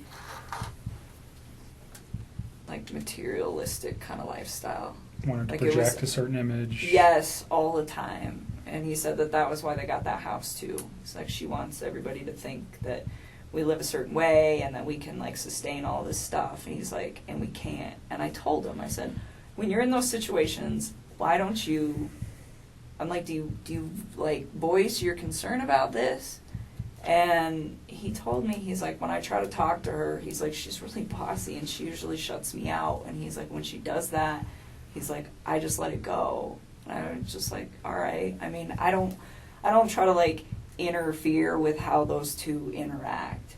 But I did ask about it because I'm just curious, because I would never put myself in a situation where someone was like, you know what, we're going to live in this house that costs like double what we can afford, and that's how it's going to be, because I want everybody to think we're fancy. Because I wouldn't do that. I mean, to me, like, I wouldn't put up with somebody doing that to me. And I'm not saying that that's what she was doing. I mean, for all I know, he could have been completely lying about this. He could be the one spending all the money. Sure. You know? This is just what he told you. Exactly. So, I mean, that's as far as I can interpret it. So I can't be like, well, oh, she needs to do this and she needs to do that. But he voiced his concern where it's just like, financially, I'm in a very bad spot that I don't need to be in, but I'm stuck in. And that was kind of where he was at. So, but I mean, he was never like mean when he talked about her. He was never hostile, like nothing like that. He just, I mean, very calmly, like, this is the situation. And I think the only reason that he even provided me with that information is because I asked. Okay. You said something about her being controlling or bossy. That's what he said. Bossy. In like all aspects of their life, or what? Do you know exactly what he meant by that? How that affected him? I think he was just saying when he voices his opinion, it's not her. Is the gist of that, which I thought, from what it sounded like from their separation, from them trying to separate, that was a big deal for him, where he was saying that the reason that they don't really get along anymore is because he feels like he's not heard. He says that he comes home from work and he tries to talk to her and she'll just be like, 1 minute, I'm on the phone. Or she'll like scroll through social media and she like doesn't acknowledge him. And he said that he'd addressed it with her a few times and they're calm. He said they don't really like fight. Like they don't scream and yell. And he said he'd addressed it with her a few times and he said it just fell on deaf ears. He's like, she just seems like she's not interested anymore. And I think it made him sad because, I mean, he was like all about his kids and he seemed like he was trying to be all about her, but it just wasn't reciprocated. And I think at that point he was just like, they just kind of like fell apart. Okay. Just kind of drifted apart. Was that your words or his? What? That fell apart. Those are mine. Okay. Those are mine. He just said that they didn't communicate very well. And it wasn't in a aggressive way to communicate. It was just the fact that they didn't like communicate at all. They didn't talk. Yeah, they had children and was there ever mention that he was trying to resolve or save his marriage for the children's sake? A lot of people talk about that. Did he talk about that? I mean, he told me that he believed that the only reason that those two had still been doing it as long as they've been doing it, he told me that her and him have had communication issues for about 6 years, where she just seems really like detached and uninterested in like trying to like build something with him. And he said, and I said, 6 years is a really long time for you guys to not fix that, considering they were married for, 8? I mean, that's like the majority of their marriage. And he said, sometimes I think we just do it for the kids or something like that. I mean, it's been a long time since I've seen these conversations, so I don't know like verbatim, but it was pretty much just like... get you to remember something. Yeah, like, but he said it wasn't just him, though. He was like, I think she does that too. Okay. You know, I mean, and it was like this equal part where they are just kind of like going through the motions, I think. Mm-hmm. And so, like, when he told me that she was cool with like the 50% everything and just like breaking it off and being really civil about it, it kind of made sense to me, because I was like, the way he made this sound, it wasn't, oh, she's this horrible person, or oh, I'm this horrible person. It was, her and I have drifted so far apart that it's kind of a mutual agreement that this is not going to work. So in those 6 years, though, they had 2 children. Yep. And you said earlier you did not know she was pregnant until reading the newspaper. Yep. So that never came up in any conversation. There was no indications that that was going on. None. He never hinted to anything like Nothing. that. As far as you knew, he was just leaving her. He had 2 children, and that was the final take on that. Yes. I know why he lied to me. He lied to me because if I'd have known that he had a child on the way, I'd have never wasted my time with him in the first place. Like, none of this would have ever even occurred if he would have just told me the truth. So do you think if he found out that you, if, let's say this week you guys were to go look at some apartments, and this is hypothetical, but you've never found out that his wife was pregnant, would that have changed anything? Like you just said, if I knew his wife was pregnant, I wouldn't be in this picture. So if his wife was not pregnant, and forgive me, but if he takes her out of the picture, you're never going to know that she was pregnant, right? What do you mean takes her out of the picture? Like, If he murdered her, she's out of the picture. You're never going to know if she was pregnant. If he can get away with murder, you're not going to. I got divorced from my wife. You say, do you understand what I'm saying here? If she's gone, but this, Don't lead, hypothetically, please. Yeah. Don't lead hypothetically, on. if she, Okay. you understand where I'm going. If Right, you but didn't know, You're leading into Right. questions that are nothing with your, if you didn't know though wait, Nick, that she was there, did you hear what I said? I'm following you. I just want her to answer a question that relates to. She said something that's important. That if he didn't have a child on the way, or if she didn't know that, she would have continued the relationship, right? but he killed his kids. At what point does he think that I'm going to be in a relationship? I'm not talking about the children. I'm just talking specifically about her. If you only knew, if the kids were still here, and he called you and said, "I'm divorced from my wife," and he gets away with this, do you understand what I'm thinking from his aspect? I still wouldn't do it. I still wouldn't do it because I'd be like, where did she go? Okay. Because I'm under the impression that she's a really good mom. Like, he never bashed her momming skills. Like, no, I wouldn't, no. Okay. No. And that, you see where I'm trying to take that? Yes. So you guys never had a conversation about the child, period. I didn't know Okay. at all. All right. And by your words, if you did know, you would have ended the relationship. Well, because it wouldn't have made sense to me that he's like, I'm getting separated. Oh, by the way, I have a baby on the way. It's like, That's 15 weeks. you are a liar. You're just trying to sleep with me. That's what I would have probably interpreted that as, and I'd have just shut that off at work, and that would have been the end of it. Okay. All right. We can move past that.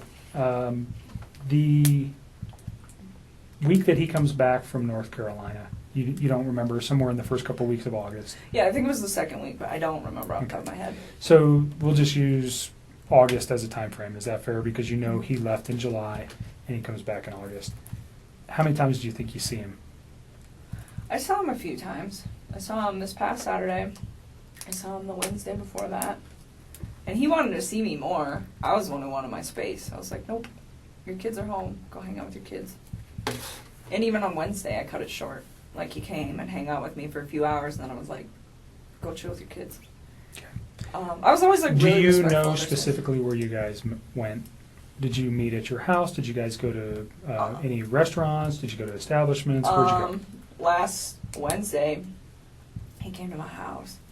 And this past Saturday, we went to, what's the name of that bar that we used to go to? It's not the same, the Lazy Dog, but it's the one off of 144th and I-25. I think it's 144th, up there. And it's the Lazy Dog? Yes. Did he ever mention a Rockies game that night?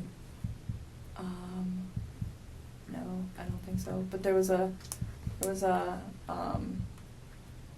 Broncos were playing, Okay. which we couldn't see because they sat us in really crappy spots, but it's okay because it's preseason. But, So do you recall what time you went there? no. I remember, well, kind of. So he had to get a babysitter that night. Do you know who that was?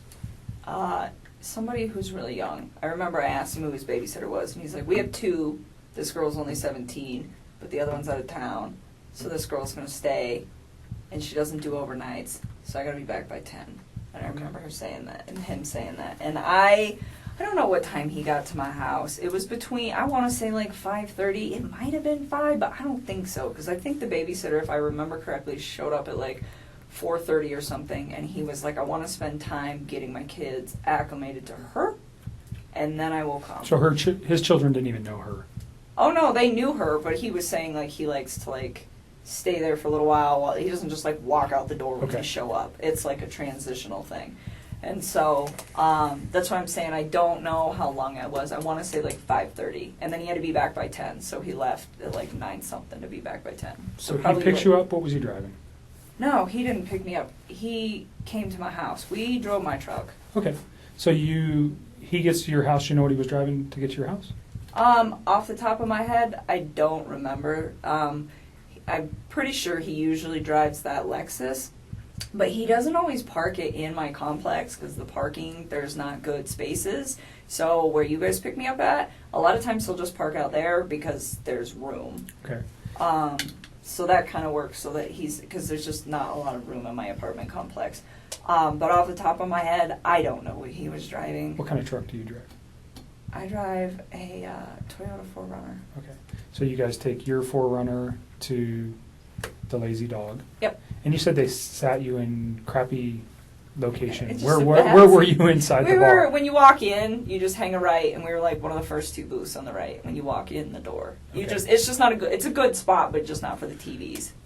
And we actually went to the other Lazy Dog. We went to the one that you and me go to. Where's that at? Federal and 100 and 20th. It's 120th and Federal, and we went there, and they have a different menu, and I was like, I don't want to eat this food, so we should go to the other one. So initially you go to the 120th Yes. location. Did you And- actually get seated? Kind of, sort of. They were like cleaning off a table, and we were standing there, just kind of looking at the beer menu and the food menu, and I was like, I don't want this, and so we 6 left. o'clock? Probably somewhere around there, 6:30, and then we left and went to the other one, and we ate dinner. And you're in like first or second booth, right to the right of the door. I'm just asking because if they have video, we want to be able to verify that. So that's why it's important. And you're there for how long? I don't know. Probably we didn't stay for dessert, so I don't know. How long's the restaurant take? Like an hour and a half? I don't know. I've never been to the Lazy Dog. I don't know. Probably about an hour and a half, and then we went back to my house for a little bit, hung out at my house for a little while, and then he had to leave, and then he left. Do you recall what time he left? Off the top of my head, no. I remember he was like gonna be late to be back at 10. I think there's a text message where he starts texting me when he's home at his house. Okay. So you can probably figure that out. And I remember I texted him back and I was like, damn, that was quick. Or wow, that was really quick. He's like, yeah, I even had time to stop at the ATM or stop at the gas station, stop somewhere to get money to pay the babysitter. Okay. And I was just like thinking like, well, that was really fast. But I think he was still like a little late coming back, but nothing too drastic. So he probably left my house like somewhere around 9:30ish. All right. And you go straight home. He texts you. Well, I was already home. Right. No, he texts you. He goes straight home from your house and he texts you that he's home. Mm-hmm. So that should be in your text message. It should be. I'm pretty positive that was not a phone call. I'm almost positive that was a text. Sometimes I get them flip-flop or I don't remember, but That's sometimes I know. I'm pretty sure that one was a text. Saturday, during your dinner, what kind of conversation did you guys have? I don't even remember.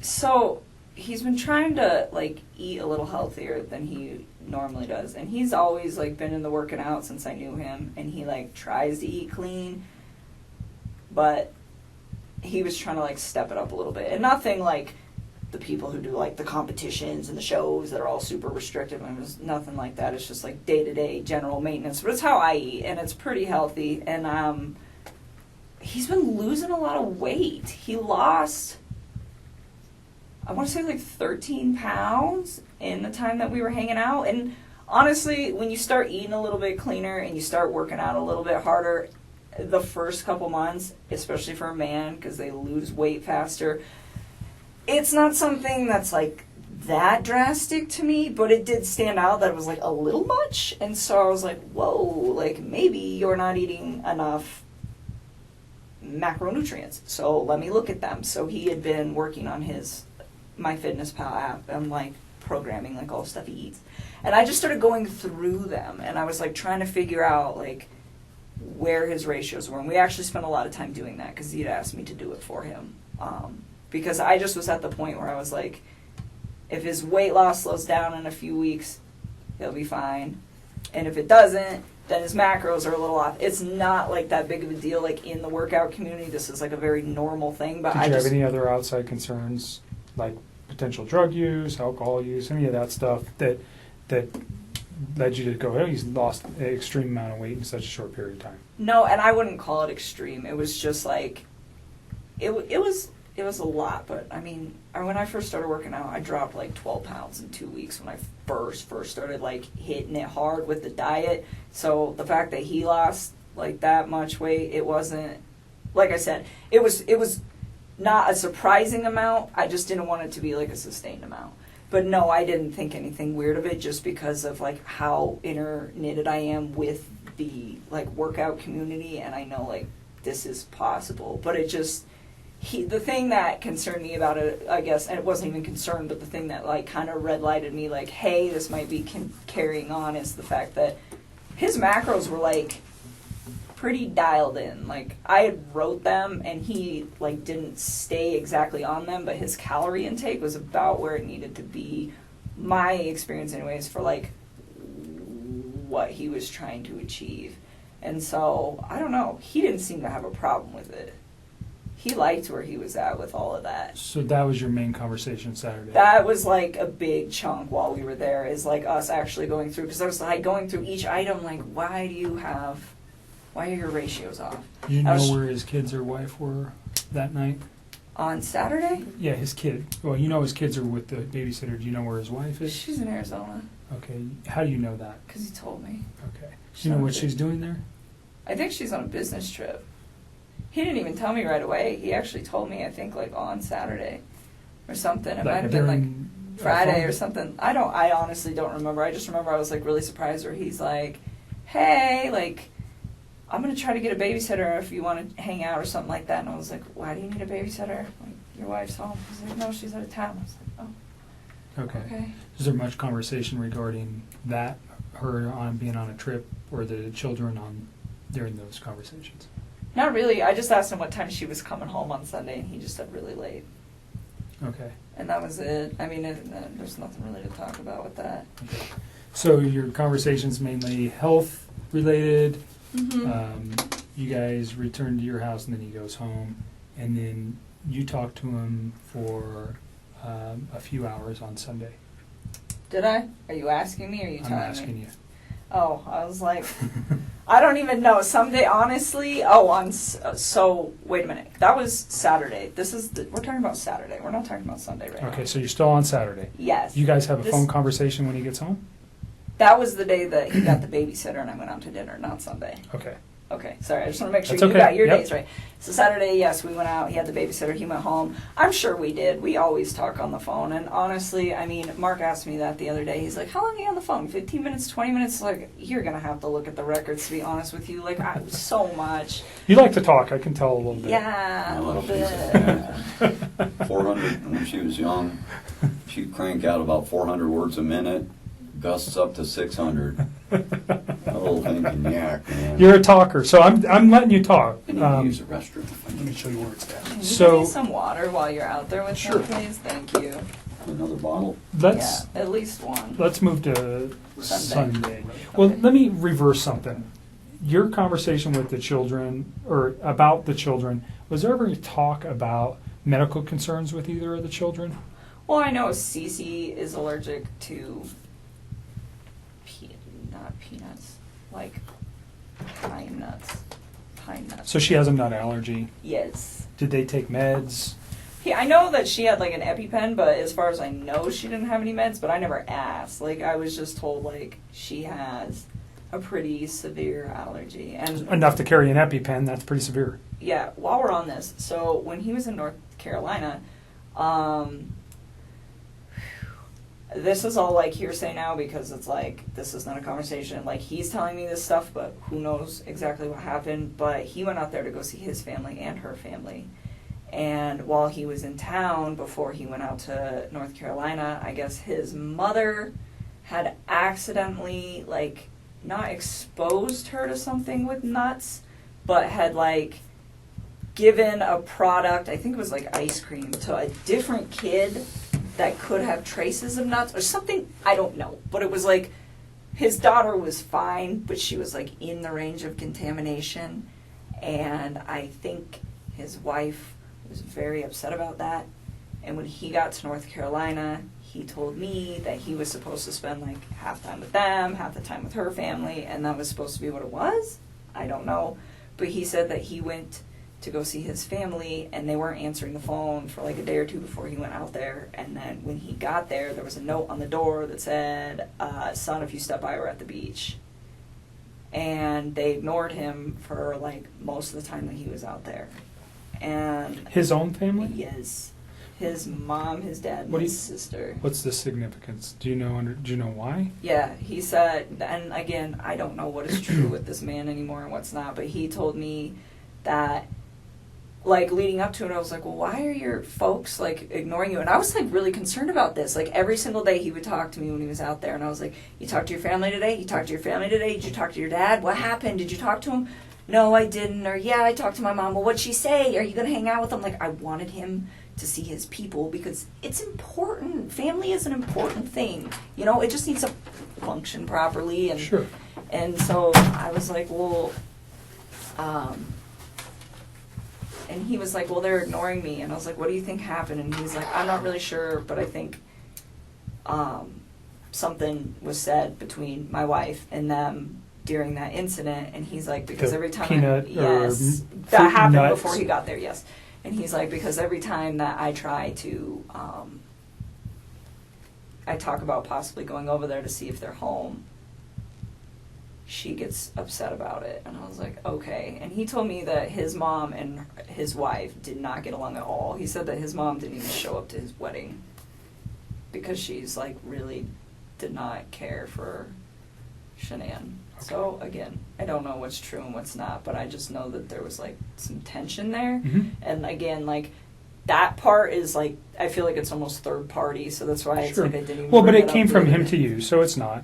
It is something that whether it's important or not, we can validate that. I'm sure we will be having some conversations with family. What does it mean? I don't know. But Yeah, I don't know either, but I just know so like, maybe she, I don't know. well, and then he ended up seeing them on the last like full day that he was there, and they told him supposedly that she had gotten really upset and had screamed and yelled in front of Chris's sister's kids that are very young, and to his mom and to his dad, and said like, you're never going to see Chris again, you're never going to see me, you're never going to see the babies, and just like threatened them, and then like walked off. And I guess that was the incident that happened prior to him coming out there, and then she didn't tell him about it. Mhm. She just like let it go, and then he just spent all week trying to figure out why his family was like not trying to be involved. Gotcha. So again, I'm not sure. That was like it just feels really third party, so it's hard for me to like talk about because Sure. like, I don't know how That's okay. much validation. So there is in all that. beyond the nut allergy for CC, did you know of any other? Did she take meds that you know of, other than carrying an EpiPen? His kids or his wife? No, his children. No. And now, well, if you know anything about his wife's medical conditions, if she had any. No, I've like read in the newspaper they keep saying, oh, she had medical conditions, and I'm like, is that a misprint? Are they talking about CC, or is that just something else I don't know? So you don't know anything about Nope. Shanae having any kind of medical problems? No. Okay. Covered Saturday. So there's a phone call Saturday night, actually, from, it can't be Saturday, it had to be Sunday. I wrote that down quickly. Sunday night. Is there anything else you think, let me just back up, from the Saturday where you guys had a meal at the Lazy Dog to prior for the 6 weeks that you guys were serious? And although your dad's here and I think you're probably pretty comfortable, your relationship with Chris was, can you describe your relationship? I mean, when he was with me, I considered it to be fairly healthy. It was open communication, and it was what I thought was honest, and it was very calm. It was respectful. We got along really well. He gave me my space when I needed it. I gave him his, and anytime like he wanted to take care of it, like anytime that his kids could be in like his life for hours or days or whatever, whenever they were home, I made sure that I wasn't a presence in his life so that he could be the best dad that he needed to be. And I mean, I thought what we had, it was very comfortable for me. I enjoyed it. I think he did very much as well. You guys, 6, 8 weeks, 2 months, whatever it was, you guys have an intimate relationship during that time? Yes. Okay. So you're pretty serious. Did he ever tell you that he loved you? Yes, he did. Did you ever tell him the same? A couple times. Okay. Notwithstanding that today, because those thoughts may have changed for you, but on, let's go Sunday into Monday or Monday, did you still love him on those days? I think it was something where it was like I said it a few times and I meant it, but he definitely felt the urge to say it to me a lot more than I did to him because it was just all very new to me, and it was like, take your time with this. Like, you don't need to like rush that, you know? Like, I remember when he was in North Carolina and he was like trying to patch things up with his wife and he told me he loved me, and I was like, don't say that to me. Like, please go try to fit. And I mean, and that might even be in the text too, where it's like, don't say those words to me and then go try to make peace with your wife and lay in bed with another woman. Like, just don't do that. And I was like, it's not that I don't appreciate what you're saying to me. It's like, it just didn't sit right for me, you know? So I just feel like... Almost like an insecurity where he had to say that to you? Or? I don't know. I think he like... looking back at all this now, I don't think he was trying to fix things with her. So saying, I love you, to me, seemed like probably something that he genuinely meant. Like, I love this woman.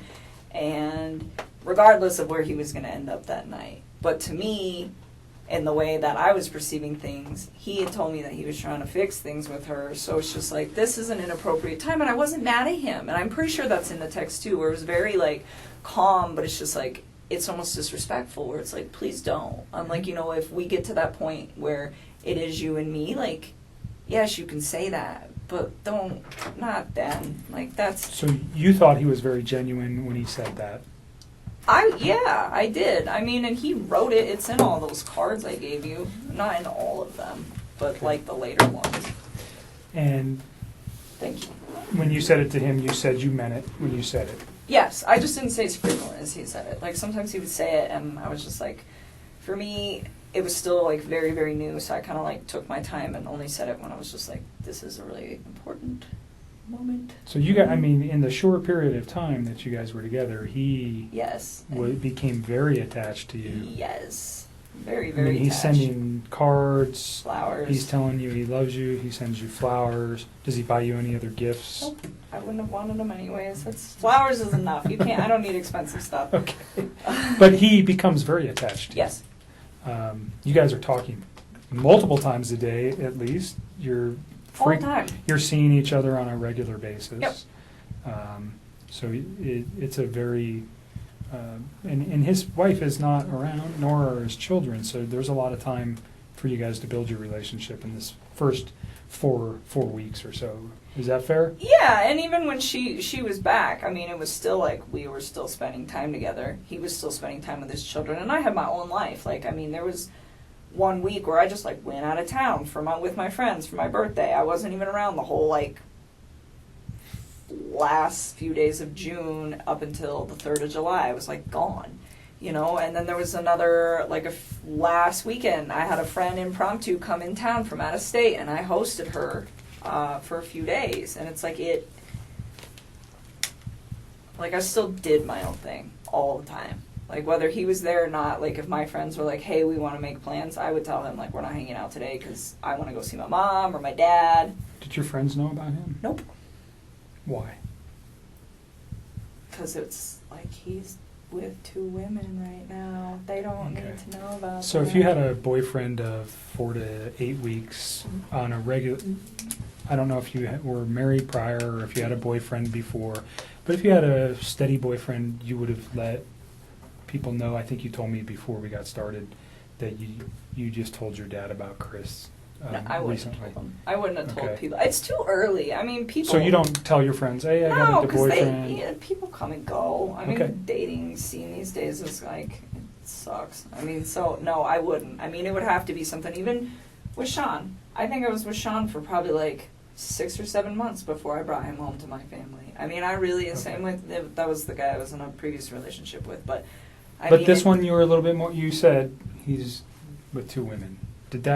Was that one of your considerations for not telling anybody about him? Yes, well, I mean, it was like, okay, like this, to me, it wasn't going to be an extended thing. Like, if it got to the point where we were, like, dating for, like, 3 or 4 months and he's still talking about, oh, I'm going to move out, I'm going to sell the house, I think at that point I probably would have just been like, I don't think you're really, like, doing these things you say you're going to do, and I probably would have just, like, left, because at that point, it's not fair. It wasn't fair to me in the first place. It wasn't fair to her in the first place. It wasn't fair to any of us in the first place. You know, it wasn't fair to his family for him to have an affair. It wasn't fair to me to have him lie to me and make me think that everything is going to plan. And still to this day, I don't even know what's a lie and what's not. I don't even know if they were, like, filing for divorce. I don't know if they were putting the house up. I don't even know anymore what is real and what is not. But what I do know is it's just like, you know, that wasn't fair to me either, because if I'd have known not even all the truth, but like obviously some of it, I wouldn't have even engaged in any of this in the first place. And it just, I mean, and that's the part for me, just like on my personal level, outside of everything that is happening, that is gonna affect me long term. It's like, you know, I'm gonna wake up every day and know that, like, this mom and her unborn child and these 2 little girls are not around anymore, and it breaks my heart. It is so, oh my God. And then I have to think about, like, the consequences of his actions and how they affect everybody else. Like, all of her family's impacted. My name is about to be, like, slandered for probably a while. I don't know how long it's going to take to heal, but I would not be surprised if it's going to be hard to go out in public sometimes for a couple of years. And that really hurts me. I'm just like, this is a horrible, horrible thing. Like, how dare you, you know? And people aren't going to understand that. You know, they're going to say, oh, you know, you're the woman that had an affair with this man who took out his whole family. And I take a step back and it's just like, I didn't know. Like,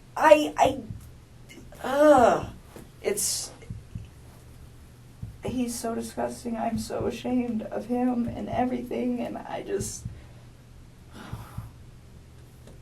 oh, those little girls, they're so little. We talked a little bit earlier about getting some help for these things, and we can provide that. Okay. At really no cost.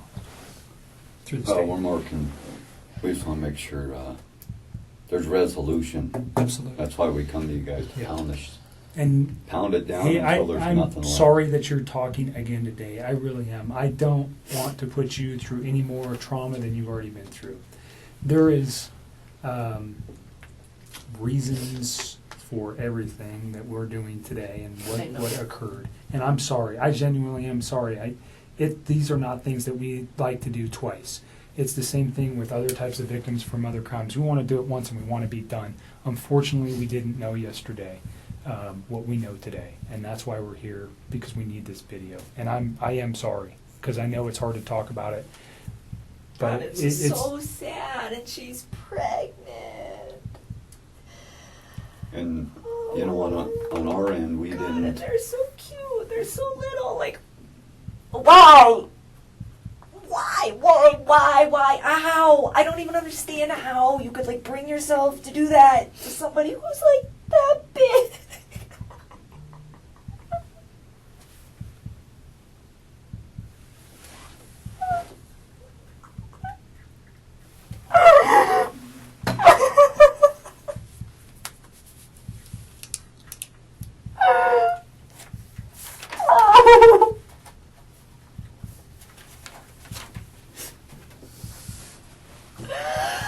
Oh, Jesus. Take a minute. Do you want to step out for a minute? No, I just need to chill with my eyes closed for a sec.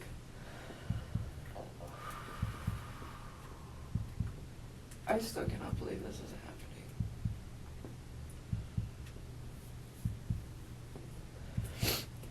happening. Alright, let's keep going, because we're just getting to like the meat of this whole Let's situation. get to the phone call on Saturday from 9 to 11.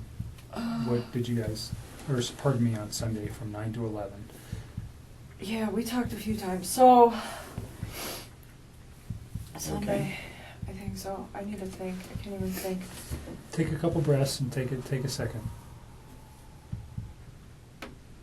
Sunday night. I don't even know. I don't think I was like concerned about anything at that point. You guys had had a nice meal the night before. You knew his wife was probably coming home late that evening. Oh, you know what? I still don't remember what we talked about. I like honestly like we talk about so much random stuff. Like it's so hard to pinpoint some of these things. I don't remember what we talked about. I do remember that was a long phone conversation though. We probably talked about all sorts of stuff. One thing I do remember though, that I didn't remember earlier when I was talking to Mark. So this is like where I'm starting to remember like little bits and pieces. I don't remember. Yeah, I know. So the phone conversation. I don't remember what was in the phone conversation. Probably nothing of relevance, to be honest with you. But usually he talks to me when he's like down in the basement in his bed before he goes to bed and before I go to bed. And I could hear the TV on, which I thought was kind of weird. I didn't ask him. I just heard it in the background. And I remember thinking, and it was like right before we got off the phone, I was like, why the hell is he up? And there's like no TV downstairs. So I was like, well, maybe, I don't know. So no TV in the basement where he usually calls you from? Yeah, and I don't know how many TVs they have. Like, I've never been in their bedroom. Like, I went upstairs once and it was like to their little playroom and I just like looked at it and I was like, that's super cute that your girls have books. And that was like it. And other than that, I have never been in any of those rooms in that upstairs. Like, to me, it was just like, you don't know. Like, ever. I had no... So, I don't know if he has any other TVs. I'm assuming by, like, how much other nice stuff they have in their house, it wouldn't surprise me. So, I'm not quite sure what room he was in at that point. But I just remember hearing the TV. And I was like... It was just weird to me. Because I was like, why are you watching TV right now? It is, like, super late. And that was the only thing... And he had phoned you? Or were you guys already talking when the TV was going? Or... I just remember, like, I, like, picked up on it, like, later, but I don't think it was, like, throughout the whole conversation. Okay. Like, I just remember it being towards the end, because I remember thinking, like, wow, it's really late. Something I didn't ask you about the house, because you'd been there twice, and it just made me remember. Do you remember how you guys accessed the house? That's a good question. So... Once through the garage, and I think once through the front door. I think the first time was through the front door, I think. And I think the second time was through the garage.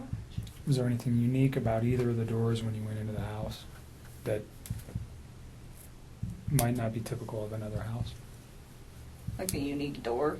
Not the door itself. On their door. Okay, I mean, there's a that. camera on the which door? It's on the front door, isn't it? I don't know. I'm asking I you. think so. Okay. I don't know. Did he use a key to access the house? No.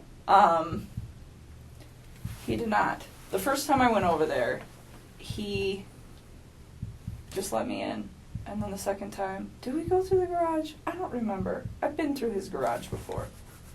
I went through his front door once, though, because I remember he had just cleaned, it was the first time I went through his front door, because he had just cleaned his carpets, and he had moved all the furniture out of the way, and the furniture was kind of in the way of the door. And he's like, the door doesn't open all the way right now. I'll move all the furniture back when the carpet dries. So I do remember that, just kind of offhandedly. And the second time, I want to say we went through his garage, because I remember his garage. I remember, yeah. So he was at the house when you went there. You were never there by yourself. He right? was at, yeah, Or he no. took you there. The first time he was already there, Okay. and I met up with him. And the second time we went there together. So the front door, I asked if he had used a key. He let me in. Okay. So there's a, those keypads where you can enter an access code. Do you remember seeing that on his door? I want to say vaguely, but to be honest with you, I don't remember. Like, he let me in that day. That So was he never so gave long you ago. he never gave you the code to access his home? No. Okay. Not at all. You talked about a security system. There was a camera on the front door. Was that just like what a Ring doorbell is that goes to your phone? I don't even know what it looked like. I only Okay. know that it existed either because A, I wasn't paying attention the first time I was over there, but B, because of all the stuff that's going on right now. That's the only reason I know Okay. it's in Did you remember existence. seeing any cameras anywhere in the house? No. Okay. Did he ever tell you about the alarm system or give you an access code to the alarm system? No. I wouldn't have asked for that. I wouldn't have wanted that anyways. Sorry to regress to that. No, I'm going you're to go okay. back to the phone call, or where you noticed the television in the background of the phone call. Yeah. So I didn't know what room he was in, but I was just like, I just thought it was weird. Because he's always like, before I go to bed and I lay down, he's always like kind of trying to do the same thing. We just talk. It's like a really chill thing till one of us is about to pass out, and then that's like the end of it. But it was strange because I was like, the TV's on. I remember I was thinking, I was like, maybe he's waiting up for her. And then I was like, maybe not. I didn't know. It wasn't something that like alerted me. It was just different from his Out of standard character for him. operating procedure. Because whether his wife is home or she's gone, he's always got kind of like the standard op when he calls me. So that's why it was kind of like unique. Okay. Because it doesn't really fluctuate when she's there and when she's not there. He's pretty like free reign with what he does. So anything important that you recall during that conversation about the children, about his wife, about what he was doing the next day, what he had planned, anything like that? Did he tell you any of that information? I remember he told me he had to go to the field and not to the office on Monday morning. Okay. Did he specifically say where he needed to go on Monday morning? No, I don't ask him for those sites. There's like, Anadarko's got like thousands of sites. If he were to tell me, I wouldn't even They're know. just like random numbers and stuff, right? Well, he told me, he said, I gotta go to a site. I gotta go check out like a valve or something where they think that they had a release. Something like that. Did he mention the town or anywhere? No. He just told me that that's what he had to go do. He's Okay. like, he was like, I won't see you in the office in the morning. Because I see him, but I don't actually like talk to him. Like I will go in the cafeteria, I will put my lunch in the fridge, and him and his whole team are sitting in there, and I don't talk to any of them. I just walk out. But anyways, yeah, he's like, so I won't see you, I'm going to the field, which is not an uncommon thing for the ops guys to like just go straight to the field. Like it happens. Like typically they go to the office, I would say like 3 or 4 days a week, but there are days where him and his other team members are not there. Or like I'll get in there and some days the cafeteria's packed and they're all there. Okay. And other days I get in there and there's only like 3 or 4 of them. So it didn't cause you any concern that he said, No. I'm going to the field on Monday, I won't see you. That wasn't, No. that's it happened didn't- before. Yeah, I mean, Okay. it wasn't something, and it's not just him, it's like that whole team. Like, you can just tell when they've got, like, a lot going on, because I'll walk in and there'll be, like, 2 of them, as opposed to, like, 6 or 7. Do you know what he did Sunday during the day? I don't even know what I did on Sunday during the day. I am so tired. Let me just think about this. Daniel came over Friday. I hung out with him Saturday. And then Sunday, When did Jim come in? Monday. Huh. Jim got here Monday. What did I do on Sunday? I am like drawing a blank. I'm really tired. I don't know. Can I get back to you on that? Did you guys have any conversations on Saturday night during your meal, what he might be doing on Sunday? I'm sure we did. I don't know why I'm drawing a blank because I haven't slept. If I say that he may have done something with his children, would that refresh yes. your memory? He went to a birthday party. Okay. Did you know whose house he was going to? Nope. But I know that they had a water balloon fight. Okay. He had one, or his children? His children did. Okay. He said he used to get really into it. He said he got like really interactive with his kids. He's like, some of the adults don't really spend a lot of time playing with the kids, but You I went always to do. the museum on what day, Saturday or Sunday? Sunday. Okay. That's right. So Okay. that's what I was like, was I hanging out with you? God. Very memorable event, huh? Me and him and my stepmother and my wife. sister went to the museum. And What that's museum? right. The Denver Museum of Nature and Science. And they went to brunch prior to that, and I skipped brunch, and I went to the gym. You shouldn't have. It was good. I had to do core day. That was the last time I worked out, actually. That's so what we did Sunday. Okay. Yeah, so core day, and then we went to the museum, and then When did he tell you about the water balloon fight on Sunday evening during your conversation on the phone? I think so. Okay.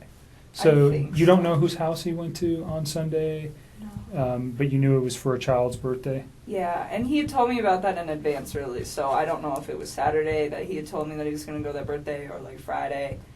I just remember he was like, "I got to go to this birthday party Okay. with my kids." Any other conversation that makes sense? I mean, honestly, at this point, I'm really tired, so I know there are certain things that I need to tell you guys that we'll get to as these days progress. Yep. But in all honesty, if it doesn't stand out to me now, Today? it probably That's fine. wasn't relevant. What about that 9 o'clock thing you were telling me on Monday? Oh, that he told me? Oh yeah, well we'll get there. We'll get there. We're still on Sunday. So we're on night. Sunday. We're gonna get to, This is gonna be a long. we're gonna night. get there to Monday. We're getting there. So Sunday night or Sunday during the day, you had your own personal stuff going on with your family. You never see him on Sunday. Is that accurate? No, I didn't see him. What did I do the rest of the day? I came home.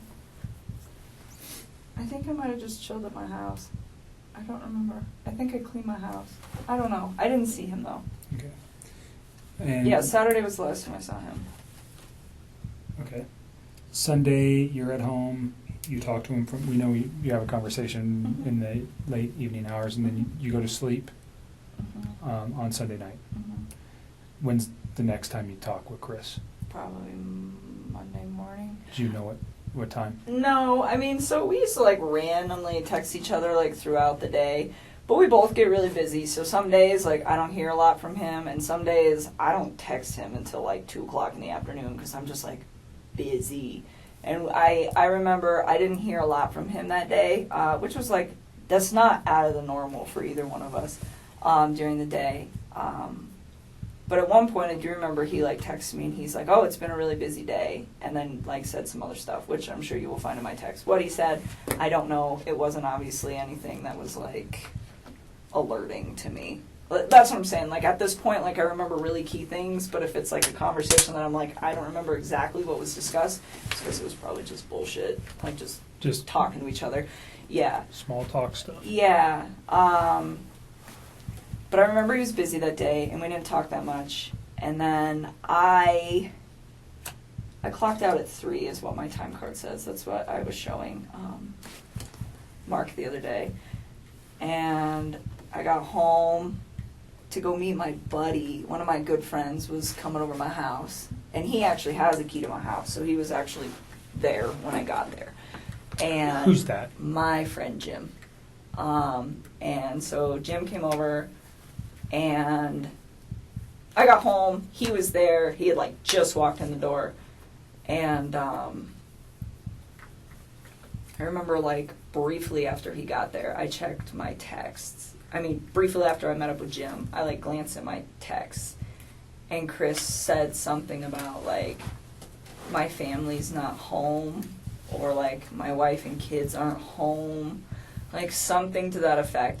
And I told Mark, because he asked me for a time, and I don't have an exact time, but I remember it was, like, right after I walked. That was a text message, though. Yeah, it's in a text, and it's, like, it was, like, briefly after I walked in the door, so based off how long it takes me to get home from work and when I clocked out, it was probably about 3:45 p.m. Texts me and tells me that. And, like, he knows when I get off of work, too, so he doesn't always bug me if I'm busy, so I don't know what's up with that, but that's when he sends that to me. And so you're saying that he would have known that you would have had your phone available to you and not been at work when he sent you that text message? Yes, that's what I'm trying to say. So looking back at it, you think it was purposefully sent at that time?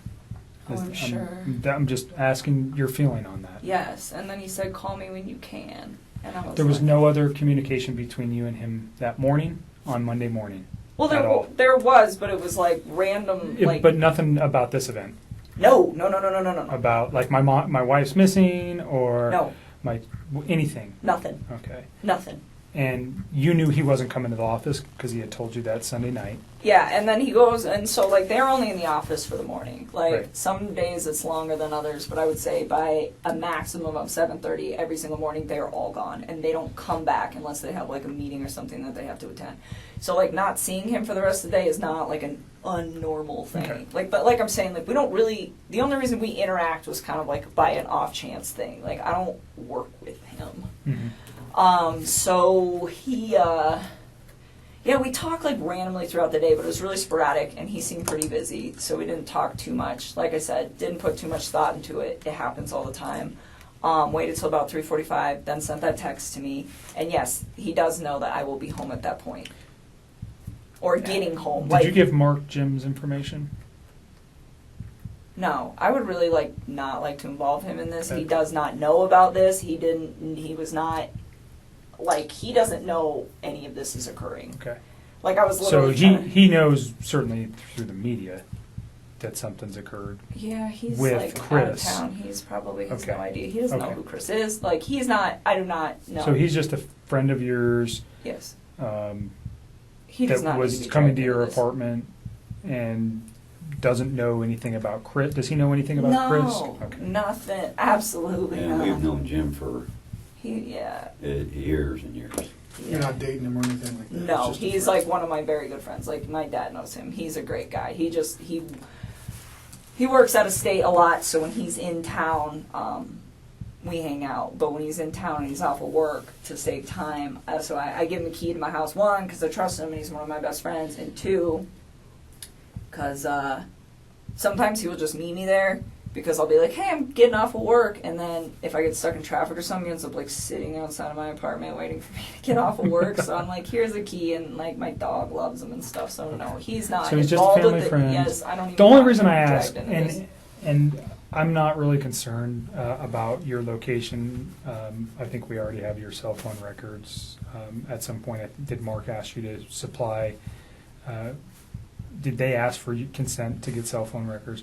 That'll probably be done by warrant. If we Isn't wanted, that what you just did? nope. What I'm talking about is your movement. Oh. By GPS or by cell phone tower to show where you were. Obviously, and I don't want to cause you concern, we want to know where you were that day too. You're dating a man who did some egregious stuff, and we want to show that you were never near him that day. Period. I mean, you guys So- can track my No, stuff. yeah, I mean that was something we will have to get a warrant for, anyways.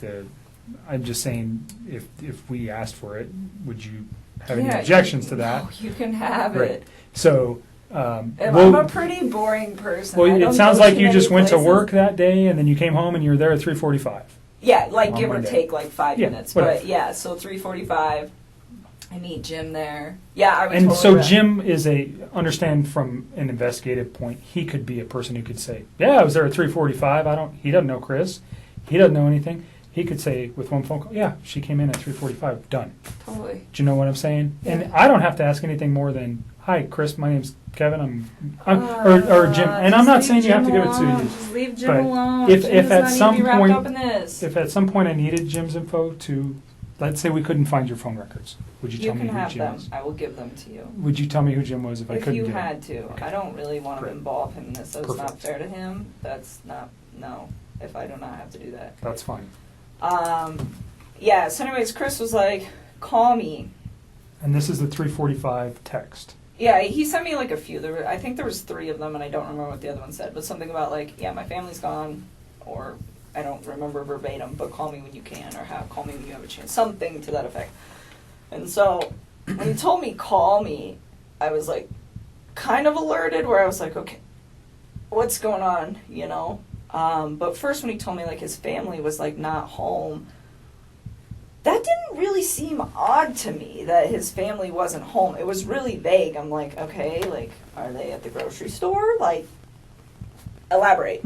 And so, you know, and then, but he says, call me like it's like an emergency, but then just says that they're not there. And so I'm like really like floored by that. Well, not like floored, but just kind of like, he says, call me, so I'm concerned. And then he's really vague, so I'm like, maybe he just wants to talk to me? I don't know. I think it took me a little while to like really process the severity of the situation, just because this is not something that you expect to see every day, and the way that he talked to me made me believe that this is not what was going on at all.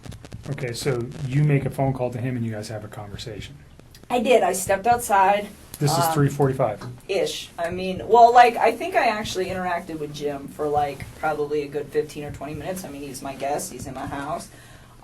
So I don't think I called him right away. But, like, I mean, I'm trying to balance the fact that I have my friend here, and then Chris is saying that something needs to be addressed. But to me, it didn't sound like an emergency. I mean, it's all the time. Like, people aren't home right now. You know, so it just...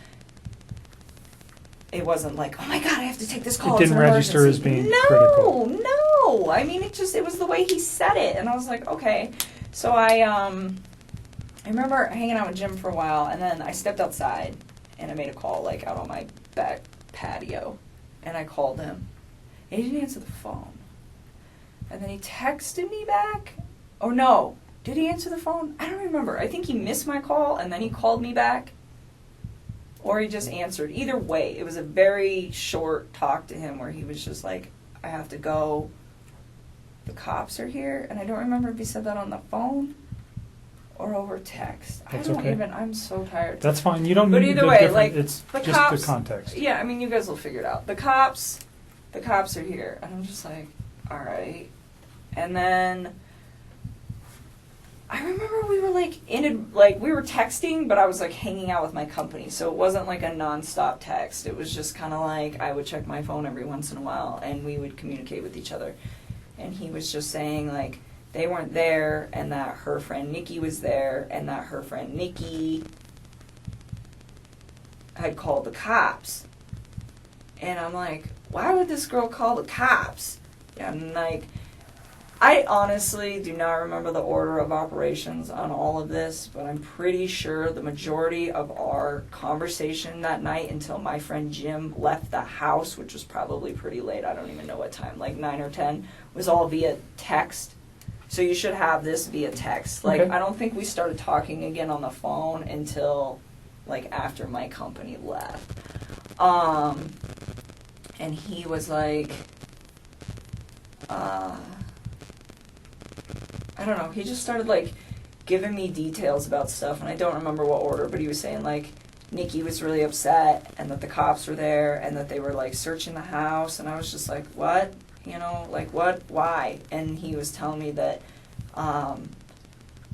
they had, like, had a disagreement or something like that, and then, he told me, like, she was gonna go to a friend's house, and I was like, okay, well, maybe she left, you know, maybe she just, like, went to her friends. And then I think I don't remember, but I think he was the one that told me that her cell phone and her purse were still there. I think he told me that. He told you her cell phone and purse were still there? I think he did. I don't remember. What's the significance of that in your mind at that time? At that point, I thought this woman was really trying to get out of this house. Okay. That's what I thought, because he said that they'd had a disagreement, and I was just like, okay, well, I mean, I leave my cell phone at When home. he said disagreement, what did he tell you what it was about, or? Not at that point. Not at that point. So, again, like, you guys are going to have to check these texts, because it's all, like, my brain feels That's like okay. a mashed potato right now.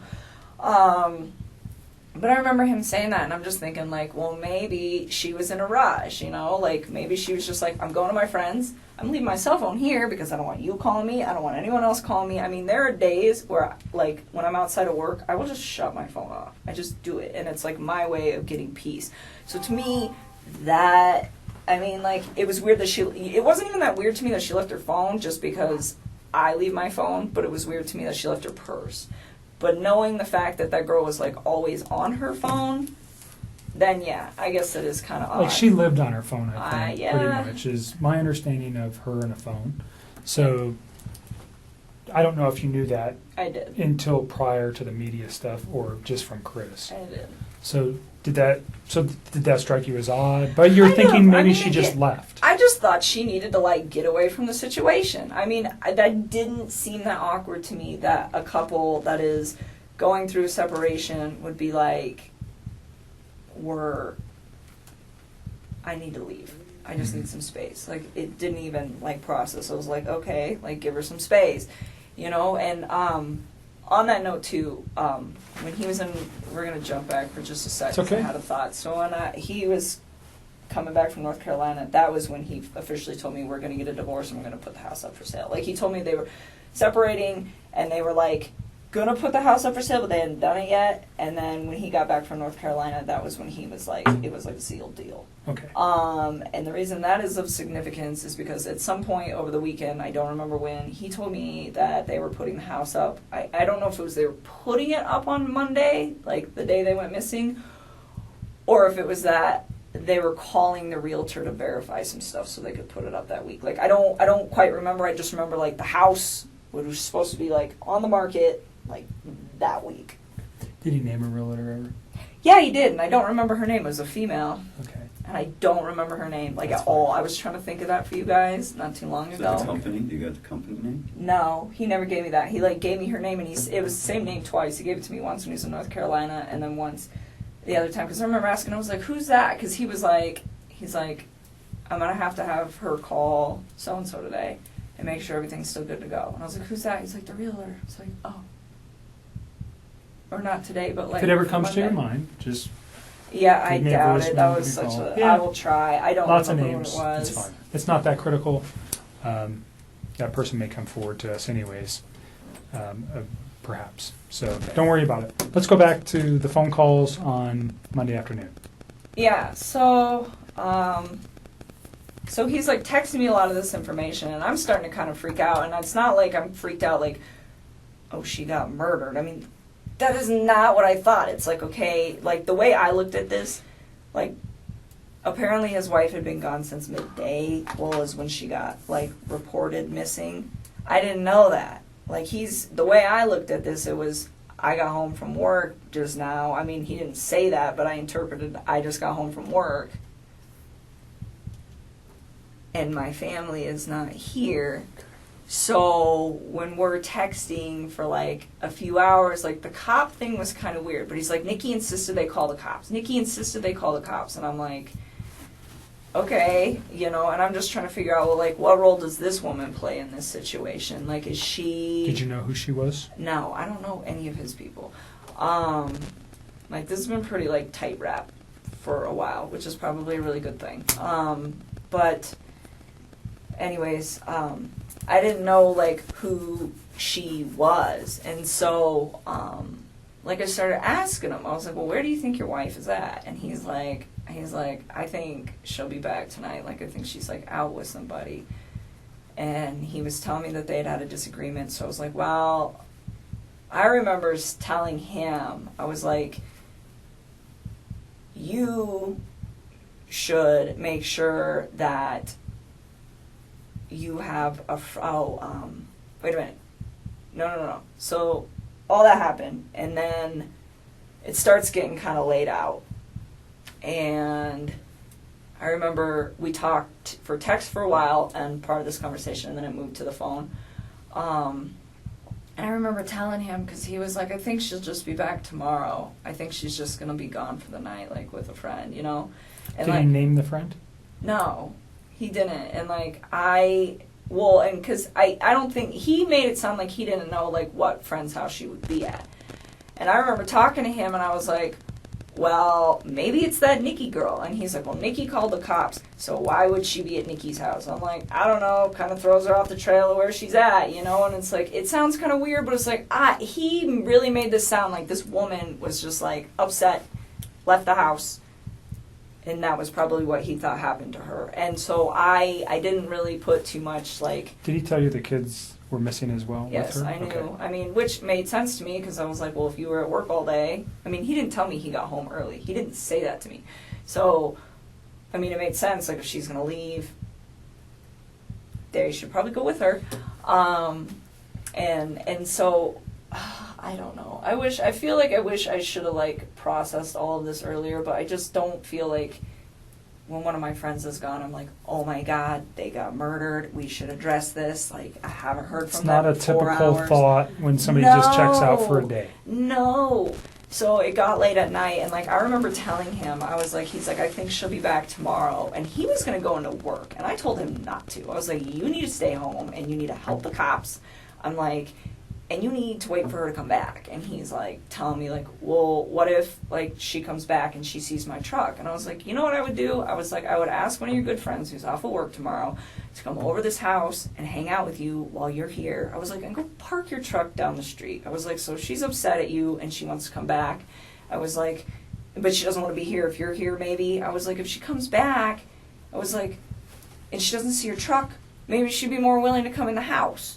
I'm like, you know, I'm like, but don't be alone with her. I was like, because if she's upset enough to leave, I was like, you don't know what kind of confrontation you're going to have when you get back in the house. And I was like, so that's why you should have a friend there so that you're not alone with her. And I was like, and if for some reason you are alone with her, I told him, I was like, I really thought she just left. I did.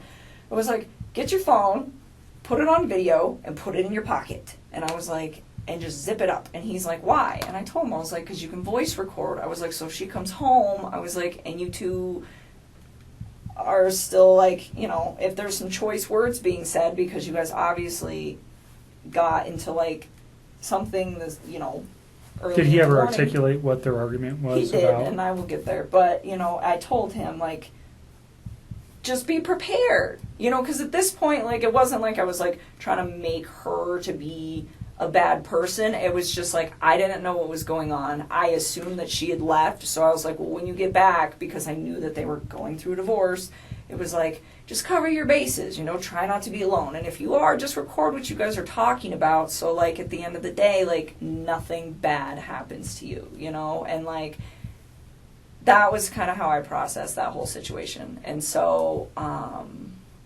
he was like, all right. And then, she didn't come home that night. That was Monday night, right? Yes. We're talking about Monday. Monday night, yes. And he told me this is what he told me they talked about, and I realized that this is like total bullshit, and I think he's telling you guys a different story. And I think the reason that he's telling me what he's telling, I think the story he's telling you is probably slightly more accurate than the one he told me on this case, and the reason is because I think he was trying to save his ass with the fact that she's pregnant. So he told me that she had asked him to wake her up before he left for work on Monday morning. And so I don't know if she did that on a text or how it was supposedly communicated. But he said that he went to get her up, which I also found weird because, like, she's still sleeping when he leaves because she gets up with the kids, and they get up shortly after that, but, like, it's just him in the mornings, you know. And so he said that she woke up and those two kind of just, like, got in a disagreement, and I don't know what all was said, but he was like, she was being pretty mean. And then he said, she told me that she's pregnant, and she told me that the kid is not mine. That is what he told me. So she's pregnant, the kid's not mine. And that she's... Like he's playing it, he didn't know she was pregnant Yep. until that morning. Yep. And that she had an affair with somebody else. Yes, and this is before I knew she was 15 weeks pregnant. Okay. Like, all the stuff on Monday that I read from my recollection, because I didn't find out she was pregnant until Tuesday. So anything that got posted on Monday did not emphasize the fact that she, like, had a baby on board. So then... Let me ask you something. You said that he usually gets up in the morning and it's him and she gets up and takes care of the kids. Is that the routine that you know for them? Or do you know him to get up and like prepare meals prior to him leaving the home? Well, he gets up and he like goes to the gym and he works out in his basement and like makes breakfast, and I don't know. Does he make breakfast for himself or does he make breakfast for his children? I don't know. I don't know. They're still sleeping at that point. Like, all I know is he, at one point in sometime in this whole thing, he told me that they usually get up at like 6:30, and she gets them ready and takes them to school and like does all the morning stuff with them, as far as I know. And then in the afternoons when he gets home from work, he kind of does more of the afternoon stuff. Okay. So it's kind of like a tag team operation that they have going on, but I think she does more in the AM and he does more in the PM. Right. Is kind of how I process that, but I don't know. Okay. So she's mean to him and then throws this out. Yes. That she's pregnant from another man. And I said, do you believe her? And he was just like, he said something about like, oh yeah, like she kind of looked like she was showing when we were in North Carolina, but I wasn't sure. And I'm like, so you think she's pregnant? And he's like, yeah. And I was like, do you think she's like having an affair? And he's like, I think she said that out of spite. And he's like, and I was like, okay. And then, and again, like, I think he's just saying all this to me to try to cover his tracks with me. Like, I don't know what he told you guys, but I bet it's probably very different. And I think that what he said to me, it was like directed towards me. Like, this whole bullshit little box lie that he had right there was like the lie directed. Did he say when the argument started? Nope. He just said it was in the morning. He said he woke her up in the morning. Okay. Did he say when she came home? Did he ever let you know that? I think I want to say he said around like 2, but I don't know. Okay. And then he woke her for what purpose? Because she asked him to. Okay. So I was under the impression that he was asleep. I'm assuming this is how it like went, and what he was trying to tell me is that he was asleep by the time she got home. And she sent him a text and said, wake me up before you leave. And then he woke her up, and they got in an argument, and then he went to work. Okay. That's how I processed And the context of that argument, again, was just she's pregnant. And is there anything else that he shared with you? He did not elaborate on it, and I didn't ask. What were you thinking at that time? This was like on Monday. Again, at that point, I was like, I still thought she left. I mean, this was all on Monday. Like, I legitimately thought this woman left the premises with her kids and just wanted nothing to do with him for like 24 hours. So his story was believable that she was pregnant from another man and maybe she took off for that guy, or... He said several times, like, I think she just said that out of spite. Okay. Like, he thought she was with one of her friends. So he held true to that story. Pretty much. She's just leaving and she's with a friend. That was kind of what he thought. And that's kind of what he had me believing. And at the time, I wasn't really alarmed because it'd been like a half a day. Sure. And so then Tuesday rolled around and... Did you see him at all on Monday? You said you didn't, No. right? Earlier. I did not see him. And I went to work Monday. Did he ever Tuesday. try to convince you to come see him or say he wanted to come to your house? No, not at all. We were supposed to go pick out apartments to go look at on Wednesday, so yesterday. But that obviously Right. didn't So happen. on Monday he never tried to be convincing to get you to come up to see him? No. Nothing? Not that I'm aware of. I don't think so, because my buddy Jim was over Monday and Tuesday, and he knew Jim was over Monday and Tuesday, and that's why we were going to hang out on Wednesday. Okay. So no, he didn't ask me.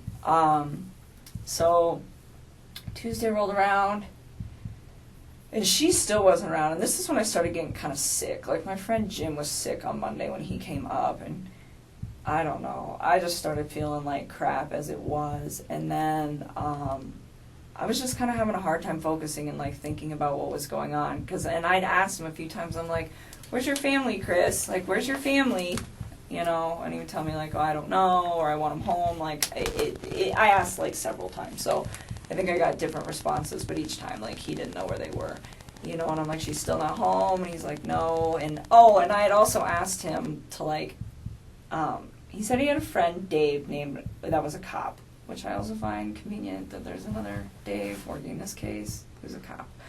But I was like, well, if Dave's off, why don't you just have him, like, post up outside your house, too, and see if she shows up, you know? And he told me on Tuesday morning, he was like, I called Dave and asked him to sit outside my house, and he's going to do it.